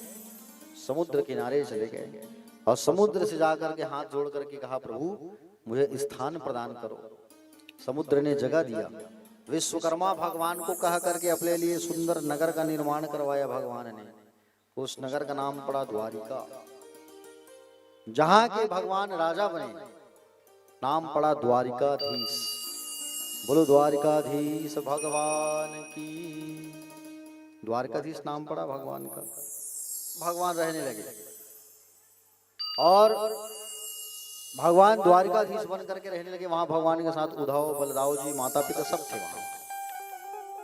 भगवान जो है 25 वर्ष के हो गए। कितने वर्ष के हुए? अब भगवान को विवाह करना है। शास्त्र भी ये कहता है कि लड़कों को और लड़कियों को 25 वर्ष तक विवाह कर लेना चाहिए शास्त्र के मुताबिक। भगवान ने सोचा अब विवाह का दिन नजदीक आ रहा है। विदर्भ नाम का एक नगर था, जहां के राजा का नाम था भीष्मक। उनकी एक बेटी और 5 बेटे, 5 भाइयों की एक बहन। सबसे छोटी थी बेटी। सबसे बड़े बेटे का नाम था रुक्मी, रुक्मरथ, रुक्मबाहु, रुक्मकेश और रुक्ममाली। सभा में एक दिन महाराज भीष्मक बैठे थे। विवाह का चर्चा छेड़े, अब हमारी बेटी बड़ी हो गई, विवाह करना है, कोई अच्छा वर बताओ। तो उनका ही बड़ा बेटा रुक्मी जो है बात रखता है कि हम अपनी बहन की जो शादी है वो शिशुपाल के साथ कर दें, क्योंकि शिशुपाल मेरा मित्र भी है और अच्छा दोस्त भी है, यार भी है मेरा। मैं अपनी बहन की शादी उसी के साथ करना चाहता हूं। अब रुक्मी जो था वो अधर्मी था, घर में उसी की ही चलती थी, बड़ा बेटा था, ज्यादा बोलने वाला था। और भगवान श्री कृष्ण के साथ में विवाह करने का इच्छा रुक्मिणी मैया के पिता को था, लेकिन घर में बड़े बेटे का चलता था तो फिर सब चल ही नहीं पाया आगे। शिशुपाल के साथ विवाह करना है करके शिशुपाल के साथ शादी तय कर दिया। शिशुपाल आके सगाई भी करके चला गया, लेकिन रुक्मिणी मैया नहीं चाहती थी कि मैं विवाह उस दुष्ट के साथ करूंगा। तो रुक्मिणी मैया ने विचार किया और रुक्मिणी मैया जो है चिट्ठी लिखती है भगवान के लिए, पाती। उसमें भगवान के गुणों का ही वर्णन था। श्रुत्वा गुणान भुवन सुंदरम शृण्वताम निर्विष्करणमेव रय हर्तोंगतापम रूपम दृशाम दृशिमत अखिलार्थ लाभम त्वयच्युता विचिति चित्तम पत्रपम में। हे भुवन सुंदर, मैंने आपके गुणों को देखा है और आपके गुणों को सुना है मैंने। आपके गुणों को सुनने के बाद में आपको कौन पाना नहीं चाहेगा। हे प्रभु, एक सिंह को जो चीज मिलना चाहिए उसे एक सियार ले जाए, ये शोभा नहीं देता। आप कहेंगे कि आप तो अंतःपुर के पर्दे में रहते हैं, तो आपको कैसे लेके जाए? तो हमारे यहाँ विवाह की पहले कुल देवी की यात्रा निकलती है, कुल देवी की पूजा होती है। तो कुल देवी की पूजा के लिए हम जब जाएंगे तब वहाँ आप हमें वहाँ से आके हमारा हरण करके ले जाना। आप नहीं आओगे तो हम अपने प्राणों को त्याग कर देंगे। मैया ने ऐसा चिट्ठी लिखा। चिट्ठी को लेकर के ब्राह्मण देवता, सुदेव नाम के ब्राह्मण देवता के हाथ में चिट्ठी को मैया भेजती है, अपनी शक्ति से उनको जल्दी पहुंचाती है। इधर शादी से पहले ही शिशुपाल जो है पूरी बारात लेकर के आ गया, और शिशुपाल जो है पूरी बारात लेकर के आया। और पूरी बारात लेकर के जैसे ही पहुंचा शादी के 2 दिन पहले, और पूरी सेना के साथ आया है, पूरी सुरक्षा के साथ। कहीं वो वसुदेव का बेटा आके मेरी पत्नी का हरण करके ना ले जाए। माखन चोर है, कपड़ा चोर है, अब नारी चोर मत बन जाए, ऐसा सोच करके। जैसे प्रधानमंत्री जाते हैं तो सिक्योरिटी रहती है कि नहीं, वैसे ही सिक्योरिटी के साथ आया है, पूरा प्रबंध के साथ शिशुपाल। शिशुपाल जो है 2 दिन पहले आ गया, शादी के 2 दिन पहले। ब्राह्मण देवता का चिट्ठी लेकर के, और चिट्ठी भगवान के हाथ में दिए। भगवान ने चिट्ठी पढ़ा तो भगवान जान गए, भगवान जान गए अब मुझे जाना होगा, अब मुझे जाना होगा, ऐसा कहा करके चिट्ठी वहीं छोड़ गए। और दारुक से कहा, दारुक रथ तैयार करो, चलो। पंडित जी को रथ में बैठा के निकलने लगे। वो चिट्ठी किसके हाथ लगी? बड़े भैया के हाथ में, दाऊ जी। दाऊ जी ने चिट्ठी पढ़ा तो मालूम चल गया कि कन्हैया अकेले के लिए शादी करने जा रहा है। और हमारे वंश में तो ये बिल्कुल खासियत है। क्या खासियत है इस यदुवंश की? बिना झगड़ा लड़ाई का शादी संपन्न नहीं होता, मारपीट बहुत होता है। और वहां भी मारपीट होगा मुझे मालूम है, इसलिए मैं पीछे पीछे सेना तैयार करके जाऊं। तो बलदाऊ जी खूब सेना तैयार करके इधर से जा रहे हैं, और उधर रुक्मिणी मैया जो है अपनी सखियों के साथ कुल देवी के मंदिर पूजा करने के लिए निकलती है। सखियां साथ में और मैया बीच में, और सुंदर मैया के साथ में सखियां गौरी मैया के मंदिर पूजा आरती करने जा रहे हैं, कुल देवी की पूजा करने। साथ ही साथ सेना भी भारी भरकम सेना है। तो सेनाओं के साथ में मैया जो है मंदिर पहुंचती है। मंदिर पहुंच करके आरती पूजन कुल देवी मैया की प्रारंभ करती है। बोलबा के बिहारी लाल की जय। हो बिगड़ी मेरी बना दे, ऐसे रोवाली मैया।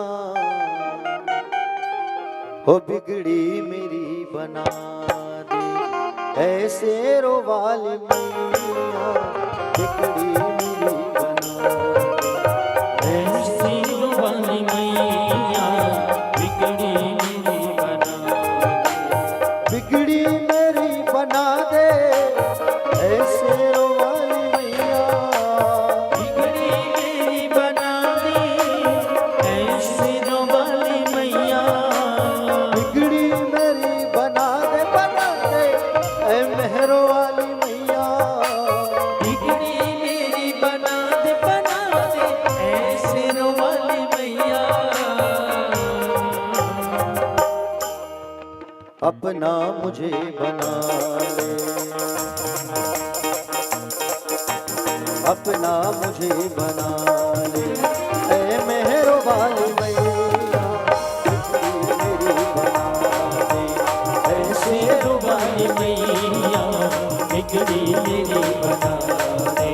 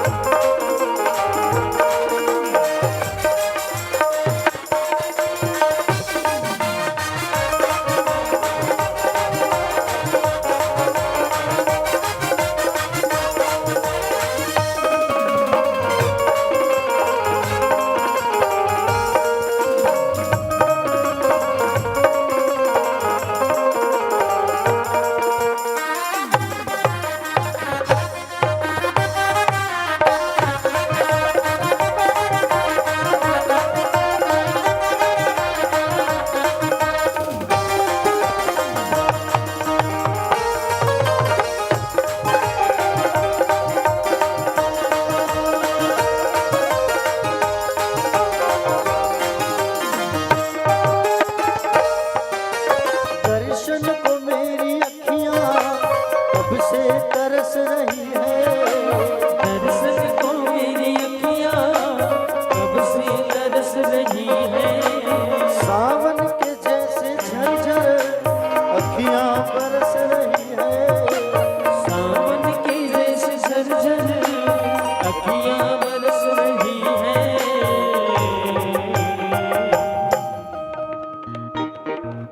दर पे मुझे बुला ले,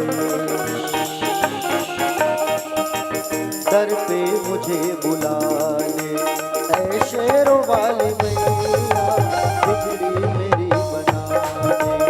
ऐ शेरों वाली मैया बिगड़ी मेरी बना दे।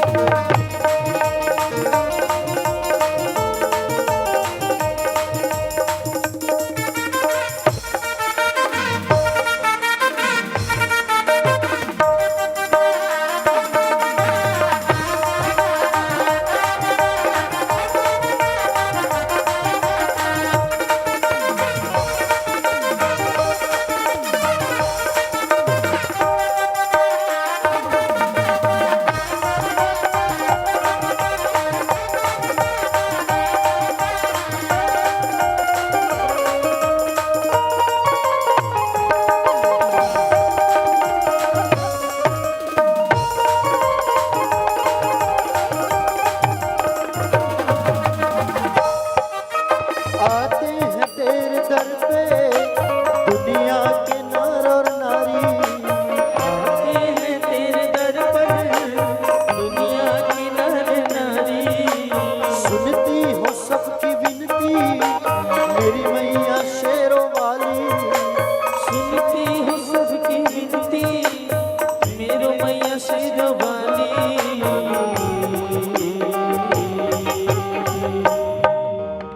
मुझको दर्श दिखा दे मैया वो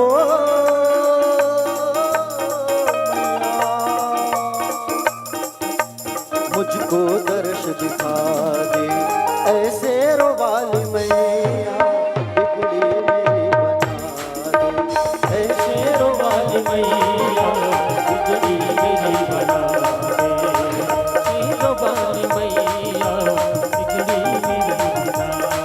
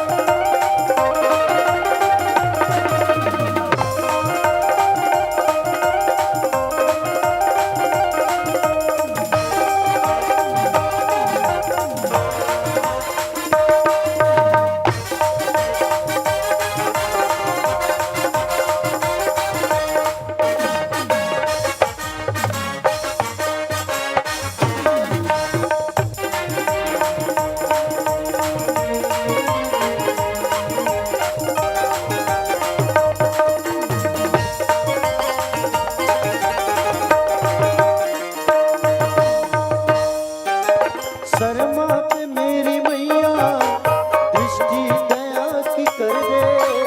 शर्मा के मेरी मैया दृष्टि दया तू कर दे। शरणों की धूल देकर भक्तों की झोली भर दे। की धूल देकर भक्तों की झोली भर दे।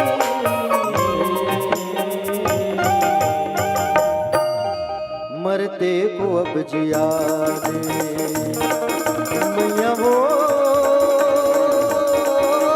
मैया वो। मरते को अब जिया दे। ऐ शेरों वाली मैया बिगड़ी मेरी बना दे। ऐ शेरों वाली मैया बिगड़ी मेरी बना दे।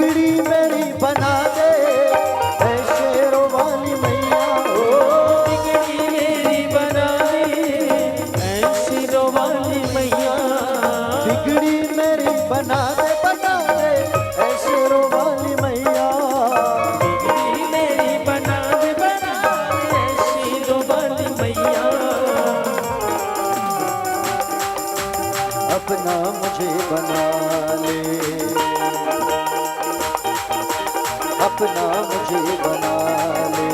ऐ मेहरों वाली मैया बिगड़ी मेरी बना ले। ऐ शेरों वाली मैया बिगड़ी मेरी बना दे।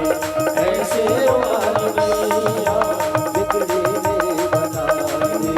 ऐ शेरों वाली मैया बिगड़ी मेरी बना ले। ऐ शेरों वाली मैया बिगड़ी मेरी बना दे। अपना मुझे बना ले। ऐ मेहरों वाली मैया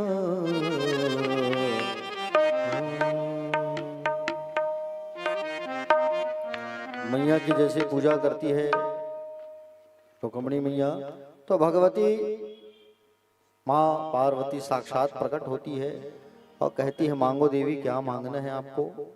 तो कहे मैया द्वारिकाधीश को ही मैं अपने पति के रूप में प्राप्त करना चाहती हूँ। जाओ देवी आपकी मुराद पूरी होगी।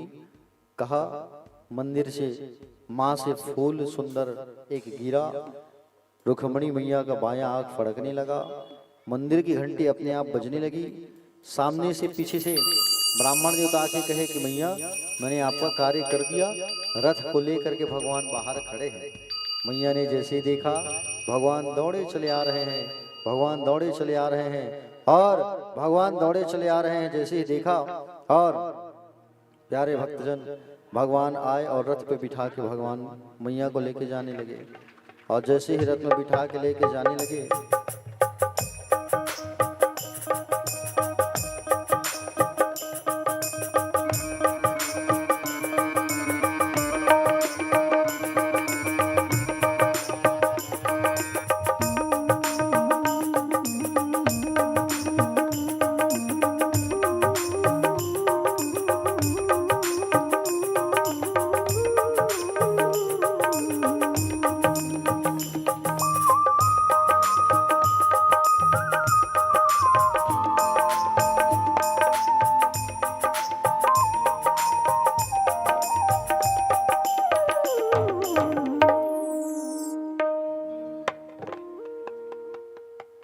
बोले भक्तवत्सल भगवान की।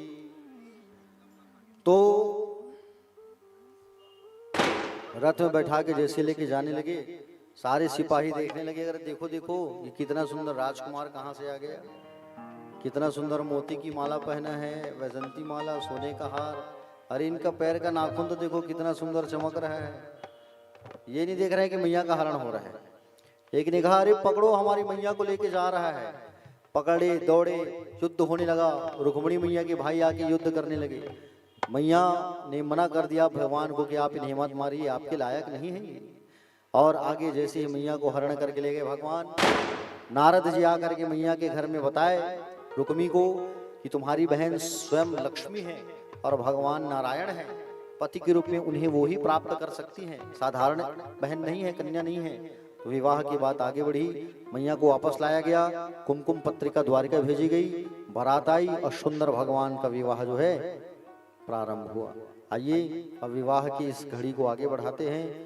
बड़े ही आनंद का क्षण है, खुशी का ये पल है कि आज शिवम विहार कॉलोनी रायपुरा में श्रीमद् भागवत का दिव्य आयोजन पांडे परिवार के द्वारा। तो आइए विवाह के इस सुंदर बेला को आगे बढ़ाते हैं। रुक्मिणी मैया सज धज के तैयार है।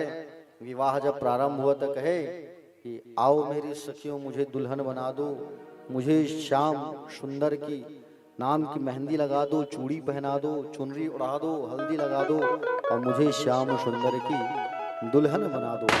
आइए उस भाव को आनंद होकर के मग्न होकर के उत्साह मनाते हैं, उत्सव मनाते हैं। बोलो भक्तवत्सल भगवान की जय। ऐसे वर को क्या वरूं जो जन्मे और मर जाए।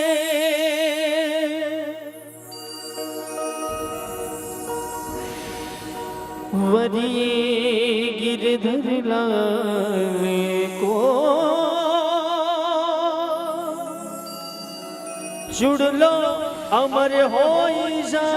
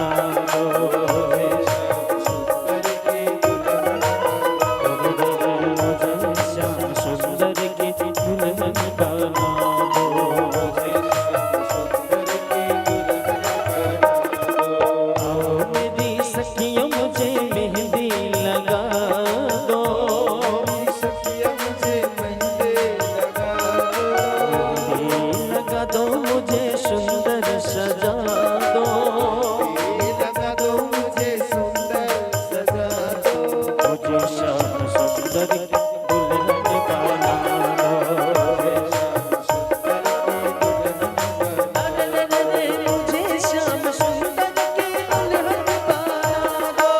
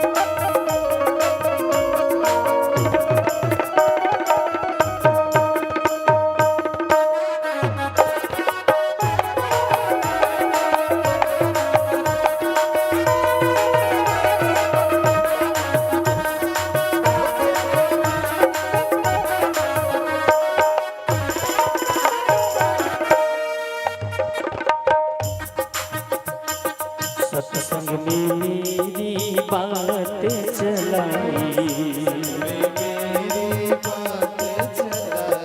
सतगुरु ने मेरी इन्हीं सगाई। सत्संग में मेरी बात चलाई, सतगुरु ने मेरी इन्हीं सगाई। उनको बुला के हथेली बातों करा दो, उनको बुला के हथेली बातों करा दो। मुझे श्याम सुंदर की दुल्हन बना दो। अरे मुझे श्याम सुंदर की दुल्हन बना दो।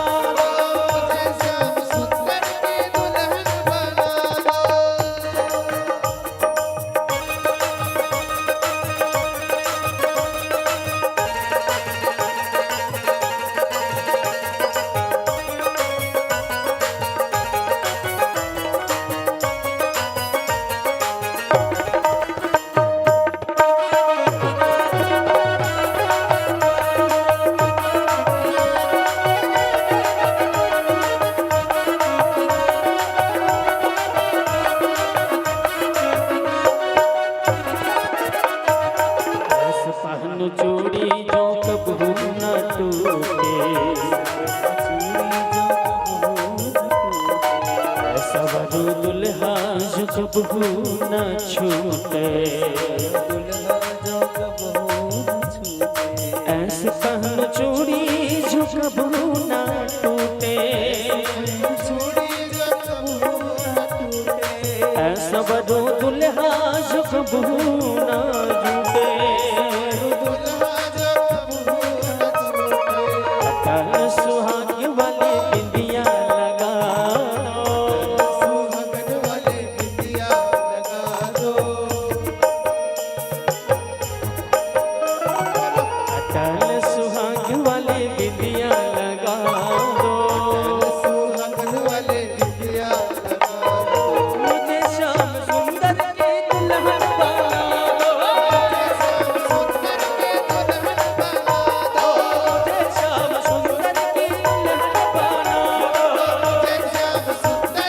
दुल्हन बना दो।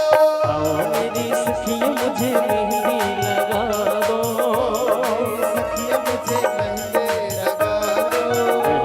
लगा के मुझे सुंदर सजा दो।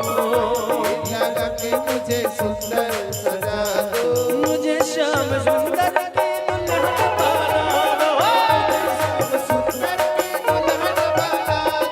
मुझे श्याम सुंदर की दुल्हन बना दो। मुझे श्याम सुंदर की दुल्हन बना दो।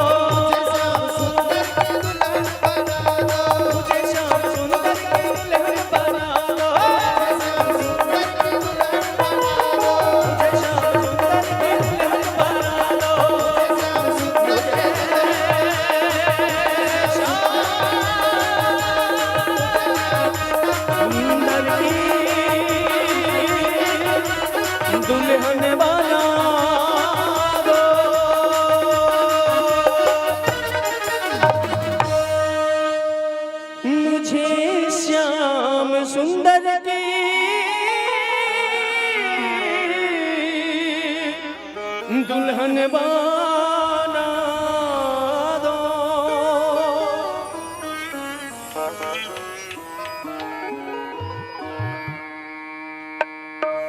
चलिए आइए सभी भक्तगण अपना अपना स्थान ग्रहण कर लेंगे। निवेदन करूंगा माँ रुक्मणी अपने स्थान पर बैठ जाए और उनकी जो सखी है उनके अगल बगल खड़े हो जाएंगे। निवेदन करूं 2 सखी उनके अगल बगल खड़े हो जाएंगे और बड़ी सुंदर दिव्य आज भगवान की शादी प्रारंभ होने जा रही है। हमारी छत्तीसगढ़ की पावन धरा रायपुरा क्षेत्र अंतर्गत श्रीवोम बिहार पर बड़े सुंदर दिव्य श्री पांडे परिवार द्वारा इस भागवत की कथा की 6ठम दिवस बड़े दिव्य आनंद के क्षण है और बड़ी सुंदर दिव्य आज विवाह पर भगवान द्वारिकाधीश जी मैया रुक्मणी के लिए बारात लेकर अपने गृह स्थान से निकल चुके हैं। तो आइए छत्तीसगढ़ी परंपरा से दिव्य इस बारात को जो बारात में जाना चाहता है हाथ उठाएंगे। निवेदन करो कौन जाएगा बारात में। हाँ, जिनको भी बारात में जाना हो अपने स्थान से खड़े होके वहां पहुंच जाएंगे भगवान श्री कृष्ण जी के पास। हाँ, और धूमधाम से आनंद के साथ पर्रा लेकर जयमाला लेकर आनंद के साथ बड़ी सुंदर दिव्य से छत्तीसगढ़ी परंपरा से लेते हुए इस नेंग को लेते हुए आप सभी को झूमते नाचते गाते हुए सभी बारात लेकर आना है। निवेदन करूंगा आइए सभी गीतों की ओर प्रस्थान करते हैं। बोला वृंदावन बिहारी लाल की जय जय।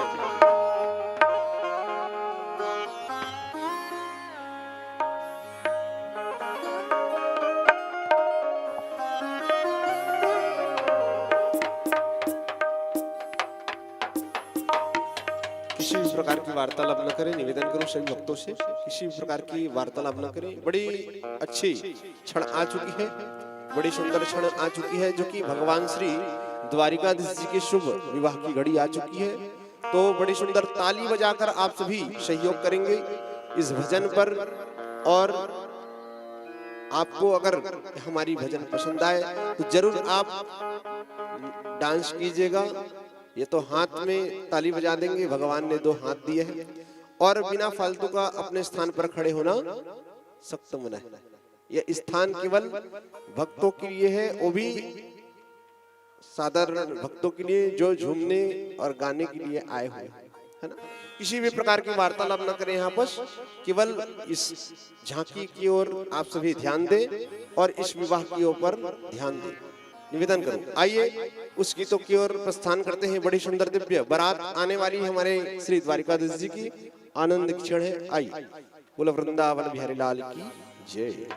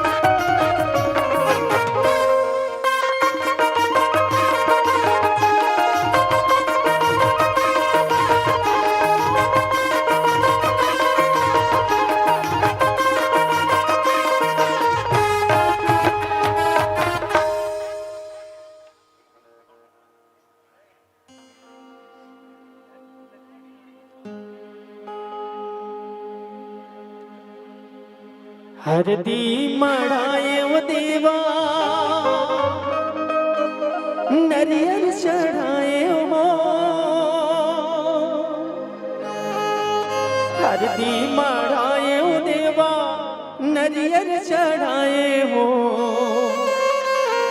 झोंकले वो नेवेता हमार झटकुन हो आ माढ़े मोर बेटा के बिहार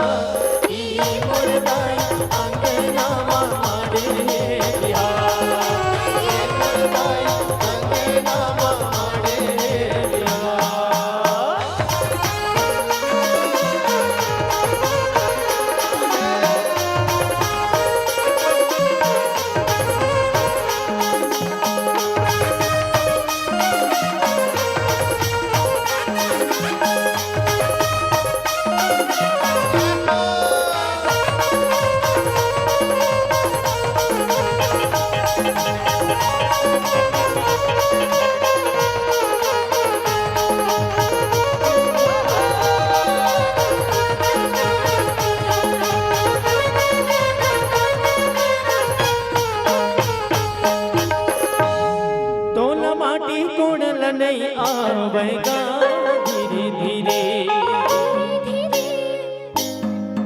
हाँ धीरे धीरे धीरे धीरे धीरे धीरे तोर धोती लती धीरे धीरे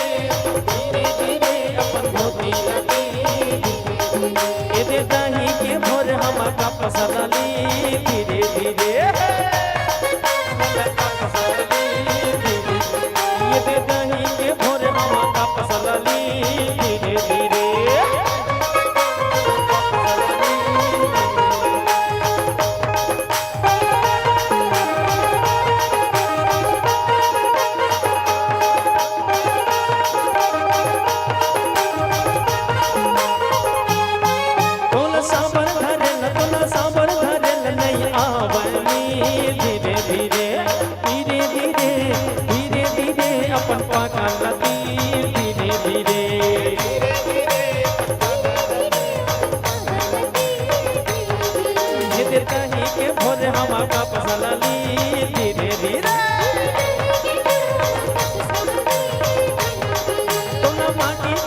तोला माटी तोड़ल नहीं आवनी धीरे धीरे धीरे धीरे धीरे धीरे तोर धोती लगी धीरे धीरे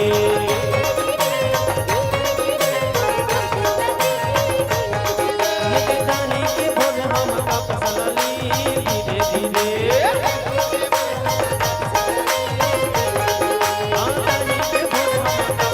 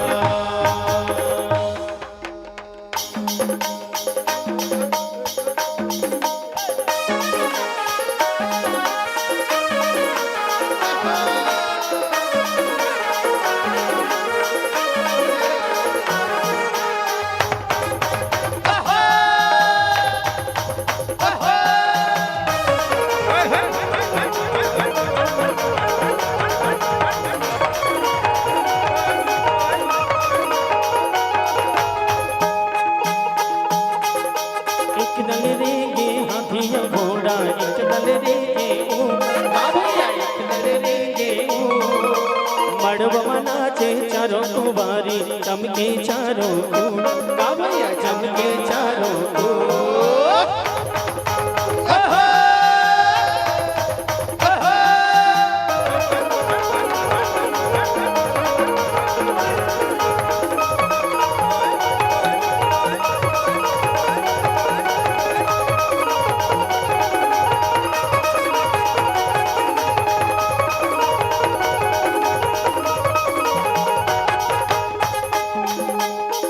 चांदी के खंभा गड़े सोना के लगे कीवा भैया सोना के लगे कीवा अरे हीरा मोती के झूला गड़े झूले यशोदा केला हाँ भैया झूले यशोदा केला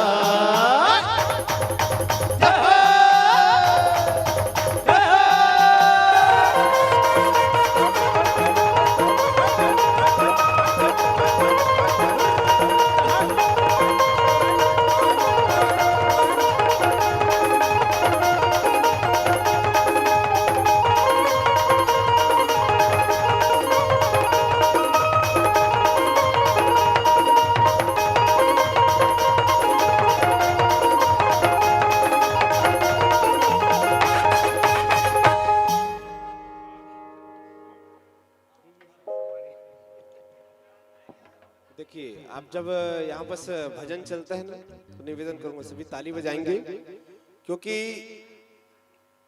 मेरे जानने में ही पहले हमारे महाराज जी हैं जिनके भागवत कथा पर इतनी सुंदर गीत, वो भी हमारे छत्तीसगढ़ी परंपरा से, छत्तीसगढ़ के रहवासी हो आप लोग और छत्तीसगढ़ी भजन चले तो आप सभी को डांस मत करो, मगर दो हाथ दिया भगवान आपको तो जरूर एक हाथ को एक हाथ से टकराना है और इसे ताली बजाना है और ताली बजा के आप सभी आनंद लेंगे, है ना। जिनको नहीं नाचना नहीं है वह तो नाचो, मगर ताली बजाकर आप सभी आनंद लेंगे। आप लोग ताली बजाओगे तो हमको भी उत्साह बढ़ेगी, हमारी भी और आपकी भी, और इस मंगलमय इस विवाह पर भी उत्साह आनंद बरसते रहेगी। निवेदन करूं, आइए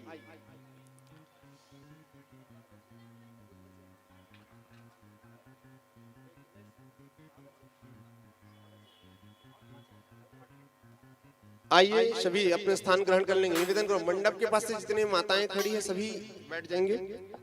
केवल मैया रुक्मणी जी की जो सखी है दो, वो केवल खड़े रहेंगी, बाकी सब हट जाएंगे। कैमरे के सामने से सब हट जाएंगे, मंच के सामने से सभी हट जाएंगे, वहां से अपने स्थान पर बैठ जाइए। आपको अवसर प्राप्त होगा, टिकावन के लिए अवसर प्राप्त होगा और चावल फूल भगवान श्री द्वारिकाधीश जी और रुक्मणी मैया की माथा पर टिकेंगे नहीं ना चावल फूल। मैं निवेदन करूं बार बार, आपको बहुत ही समय लगता है उनको तैयार करने में, है ना।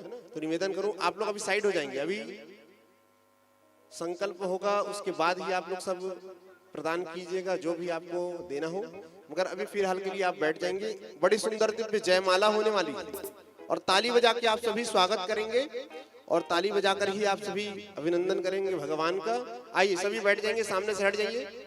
यादव जी सभी को हटाओ, हाँ चलिए माला पकड़ा देंगे और भगवान को और मैया रुक्मणी जी को उनके स्थान पर खड़े करवा दीजिएगा। केवल सखिया बस रहेंगे वहां, मैया रुक्मणी जी की सखी बस रहेंगे वहां बस, बाकी सब साइड हो जाएंगे।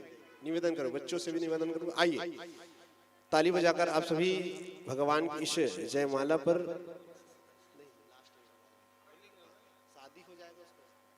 आइए सभी अपने स्थान ग्रहण कर लेंगे। दीदी बैठ जाइए, सभी को दिखना चाहिए। बाहर से आए हुए हमारे बहुत अतिथि हैं, पांडे परिवार की इस निमंत्रण को स्वीकार करके आए हुए बहुत अतिथि देखना चाह रहे हैं कि होता कैसे, है ना। तो निवेदन करूं सभी ताली बजाकर आप सभी स्वागत कीजिएगा। बोल वृंदावन बिहारी लाल के, भागवत भगवान के, राधा रानी सरकार के। आइए जयमाला की ओर प्रस्थान करते हैं। सबसे पहले मैया रुक्मणी पहनाएगी। हरि ओम कि तदेव लग्नं श्रुदिनं तदेव ताराबलं चंद्रबलं तदेव विद्याबलं देहबलं तदेव लक्ष्मीपतित्रेन्द्रयोग स्मरामि कि मंगलं भगवान विष्णु मंगलं गरुड़ध्वजा मंगलं पुंडरीकाक्षर मंगलायतनो हरि। जोर से ताली बजा के स्वागत करेंगे। बोलो वृंदावन बिहारी लाल के। हाँ आनंद। आइए भगवान श्री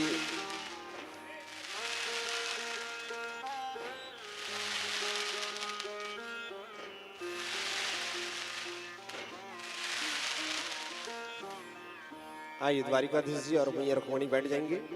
जो हमारे परीक्षित जन हैं सामने आ जाएंगे मंडप के पास और हाथों में सुपारी हल्दी चावल फूल लेकर आदि आदि प्रकार की समस्त सामग्री लेकर अपने हस्तकमलों पर रख लेंगे।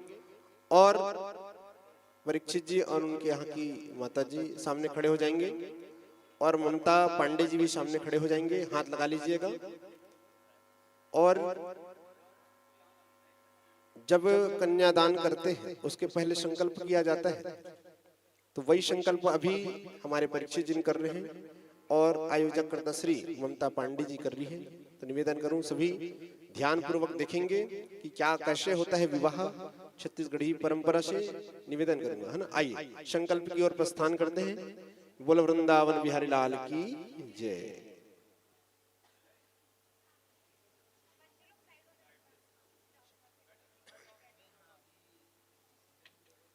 चलिए हाथ लगाएंगे, नीचे हाथ लगाइए। हाँ, आप भी हाथ लगा लेंगे। बोलेंगे ओम विष्णु विष्णु विष्णु हरि ओम।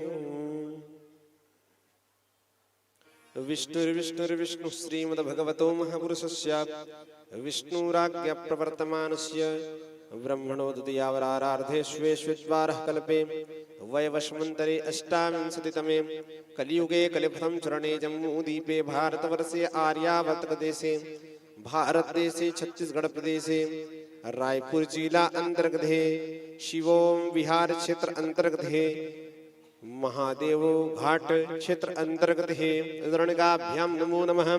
वीर विक्रमादि 2082 सिद्धार्थ नाम संवत्सरे दक्षिणानैरवौ हेमंत्रितौ बहु समादरणगात्रन्मास है कृष्ण पक्ष है चतुर्थीयामाशु पुण्यतौ रविवासर है पुनर्वसु नक्षत्र है शुक्ल योग है भवकर्ण है मिथुन राशि स्थिते श्री चंद्रे वृश्चिक राशि स्थिते श्री सूर्ये मिथुन राशि स्थिते श्री देवगुरु अन्येषु गृहेषु यथा यथा राशिस्थान स्थितेषु तत्सु एवं ग्रहगण विशिष्टायां सुमहापुण्यतौ मम यजमानस्य अमुक गोत्र उत्पन्नस्य।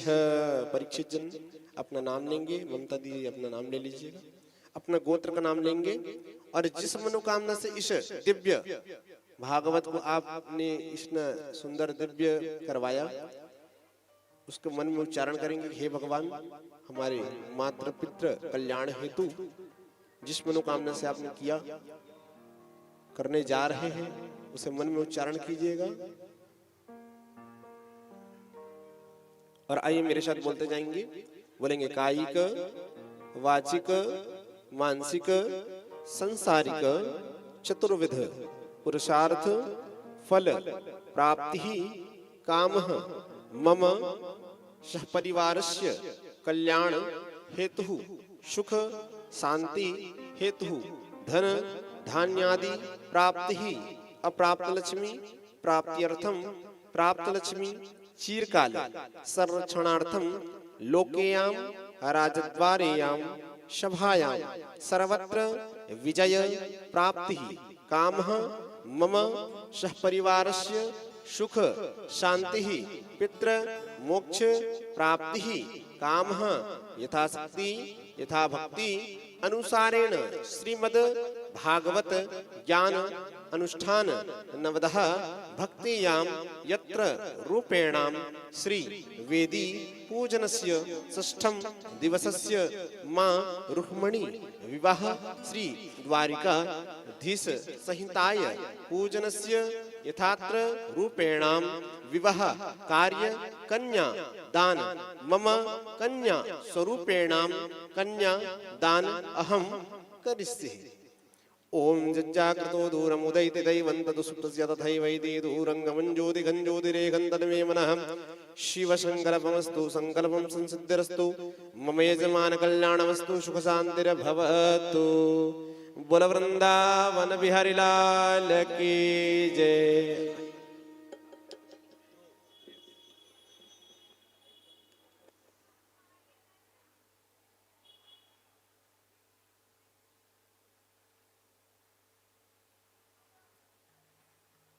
आइए देखिए, जो भी आपको छोड़ना हो वहां छोड़ देंगे, है ना। और छोड़ देने के बाद आप लोग हल्का सा साइड हो जाएंगे।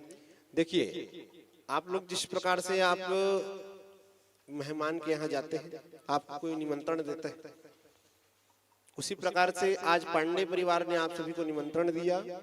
उनके यहाँ विवाह के उत्सव पर आप सभी सम्मिलित हुए और आज भगवान श्री द्वारिकाधीश जी की मैया रुक्मणी के साथ विवाह हुई। आप लोग बारी बारी आते जाएंगे। हमारे जो परीक्षित जन है वह कन्यादान का संकल्प पूर्ण किए। अब बारी आई, आप लोग बारी बारी आते जाएंगे, यथाशक्ति यथा भक्ति अनुसार बारी बारी आकर जो भी आपको पूजन करने के पश्चात पैर चरण को स्पर्श कीजिएगा।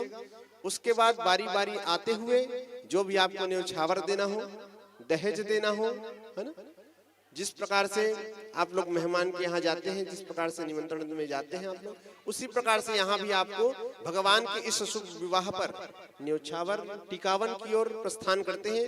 आइए टिकावन की गीतों के साथ प्रस्थान करते हैं। छोटी सी बड़ी दिव्य श्री गीतेश साहू के मुखारविंद से दिव्य इस टिकावन के गीत के साथ प्रस्थान करते हैं। आइए बारी बारी आते जाएंगे और टिकावन में भाग लेते जाइए। सभी से निवेदन करूंगा, जितने भी यहाँ अंदर पंडाल पर बैठे हुए, बाहर खड़े हुए, सभी टिकावन में भाग लेंगे। बोला वृंदावन बिहारी लाल के। आइए बारी बारी आते जाएंगे, टिकावन में भाग लेंगे। चलिए आइए गीत की ओर प्रस्थान करते हैं। बोलो साहू जी।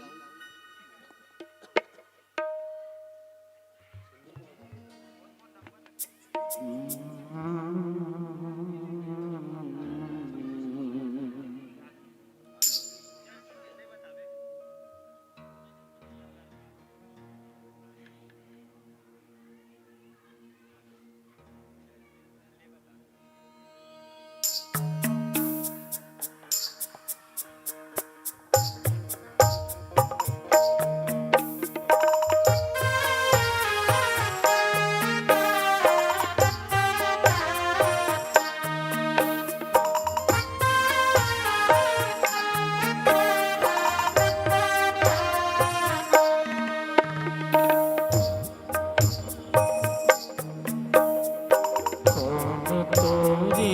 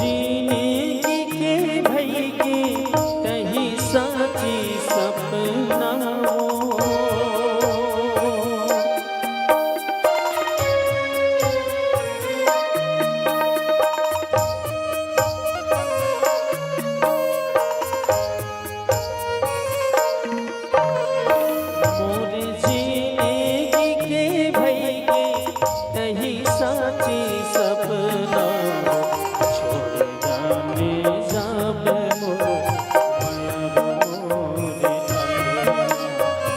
छोड़ जाने जाबे मोर माया मोरे जीने की भई के तही साची सपना वो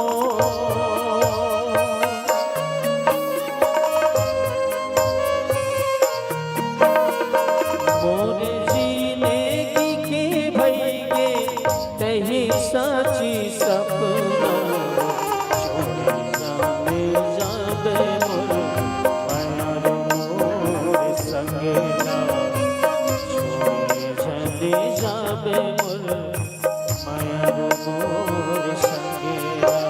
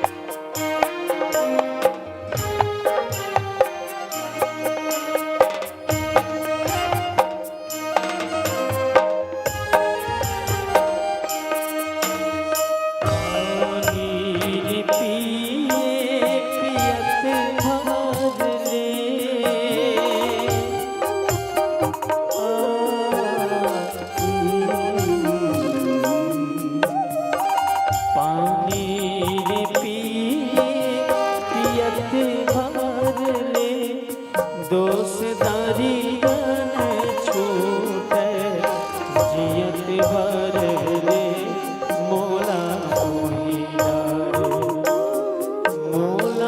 मोही डारे बोली बाचन मोला हाँ मोला मोही डारे कन्हैया पर बोली बाचन मोला मोही डारे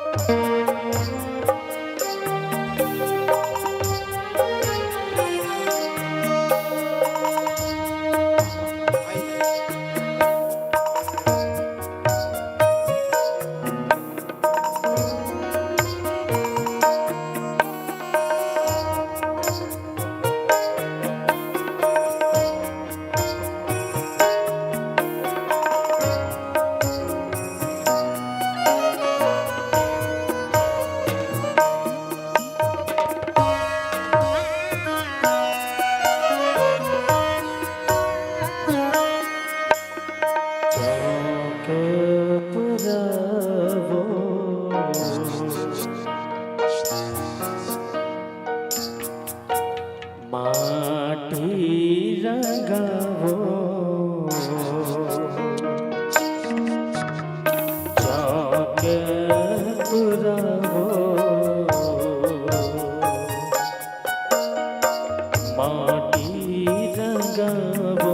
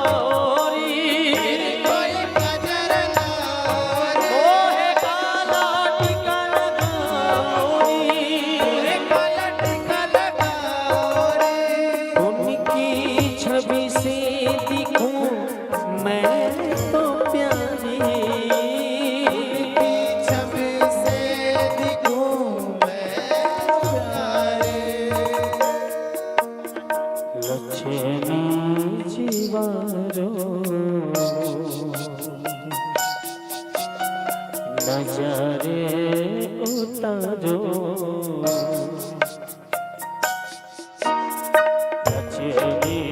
जीवारो नजरे उतारो आज मेरे पिया घर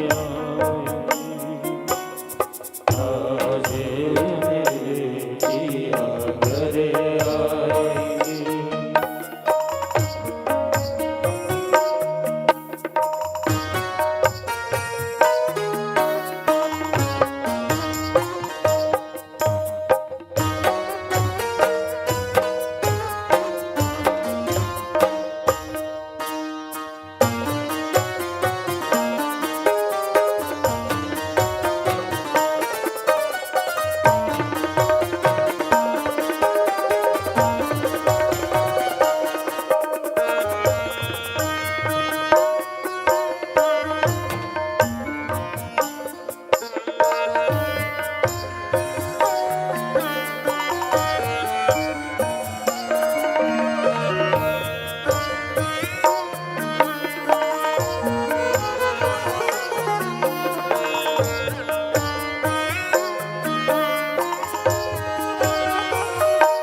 रंगों से रंगे मिले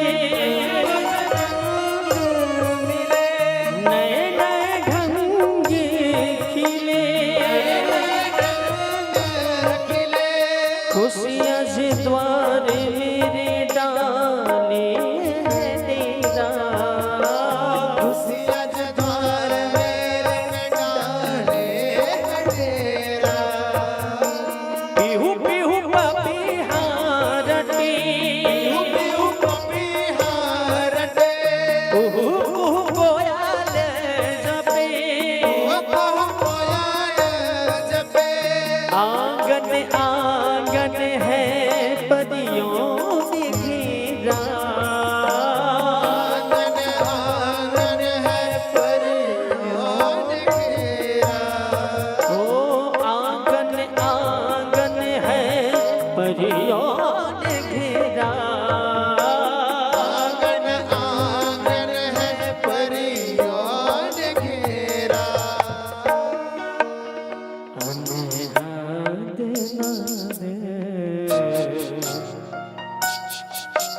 बजाओ रे सब मिल आज मेरे पिया घर आए आज मेरे पिया घर आए चौके पुराबो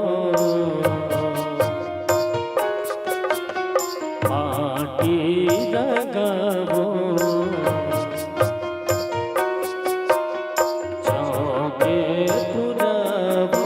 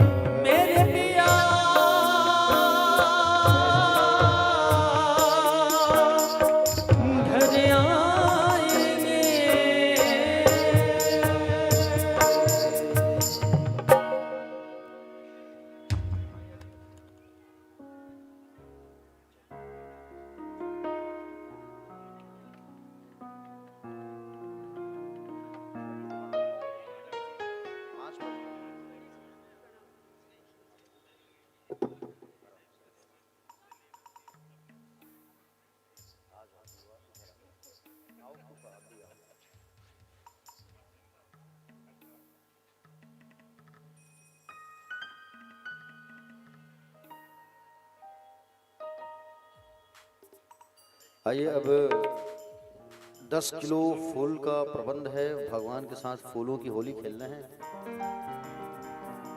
तो फूलों की होली ऐसे बैठे बैठे खेलोगे तो मजा नहीं आएगा। सब उत्साह से नृत्य करते करते फूल खिलेंगे तो आनंद आएगा। अब फूल जो है सबको थोड़ा थोड़ा बांटेंगे तो और मजा आएगा। चलिए अपने फूलों स्थान का पर वर्षा खड़े हो करना है। जाइए।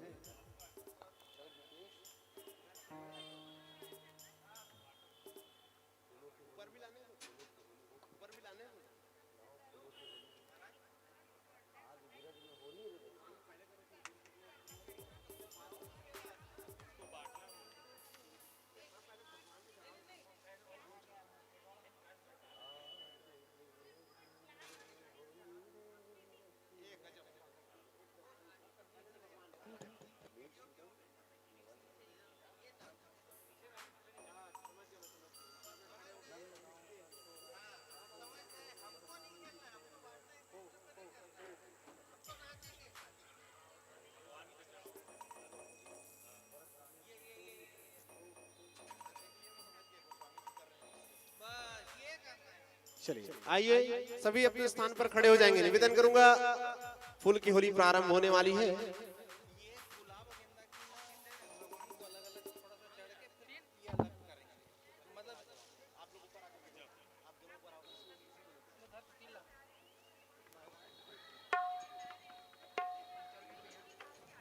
आइए सभी खड़े हो जाएंगे। बड़ी होली के गीत के साथ, फागुन की गीतों के साथ आप सभी डांस करते हुए जिस प्रकार से वृंदावन पर होली खेला जाता है, वहां के बिहारी जी से निवेदन करूंगा कि ऐसी ही शक्ति हमारे पर बरसाए रखे, आशीर्वाद दे रखे और ऐसी ही आनंद हम भी लेना चाहते हैं आपस, उसी को कोशिश किया जा रहा है। आइए भगवान के ऊपर फूलों की वर्षा होगी। आइए झूम कर नाचेंगे। निवेदन करूंगा आइए फूलों की गीतों पर सभी को डांस करना है। आइए होली की प्रारंभ। सरर सुन ले मोर कवि,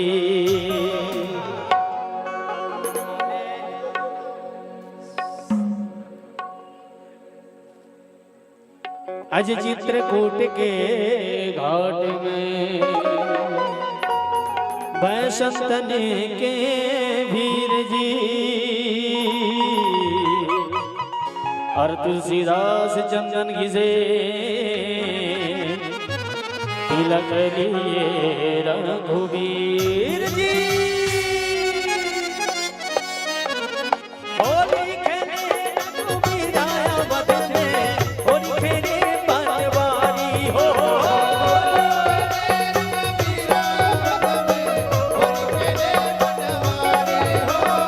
होली खेले रघुवीर आया वतन में, होली खेले बनवारी हो।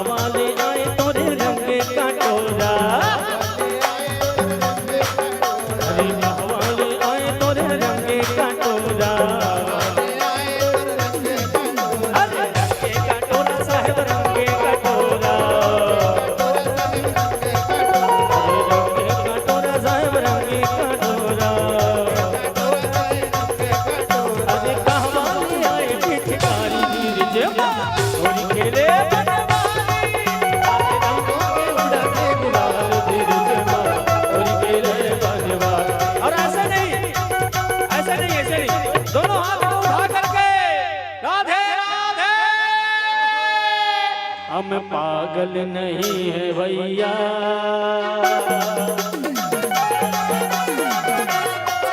हम पागल नहीं है भैया, हमारा दिमाग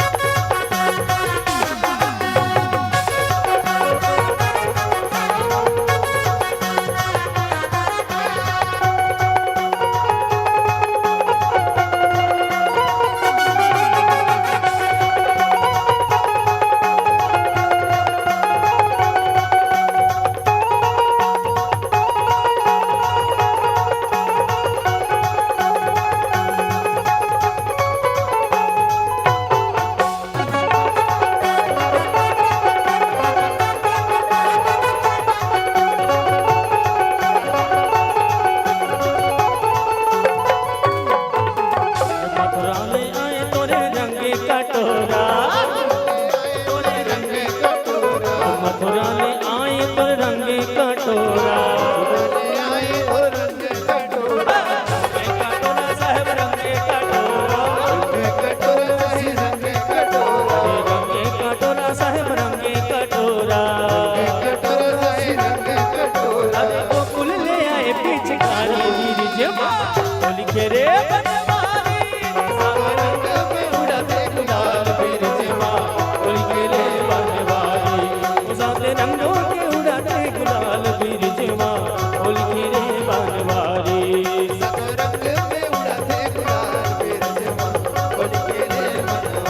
उदयपुर शहर के उदयपुर शहर के गुलाल रे संगी हरियर पिउरा, उदयपुर शहर के गुलाल रे संगी हरियर पिउरा, उदयपुर शहर के गुलाल रे संगी हरियर पिउरा, उदयपुर शहर के गुलाल रे संगी हरियर पिउरा, हरियर पिउरा, हरियर पिउरा, हरियर पिउरा,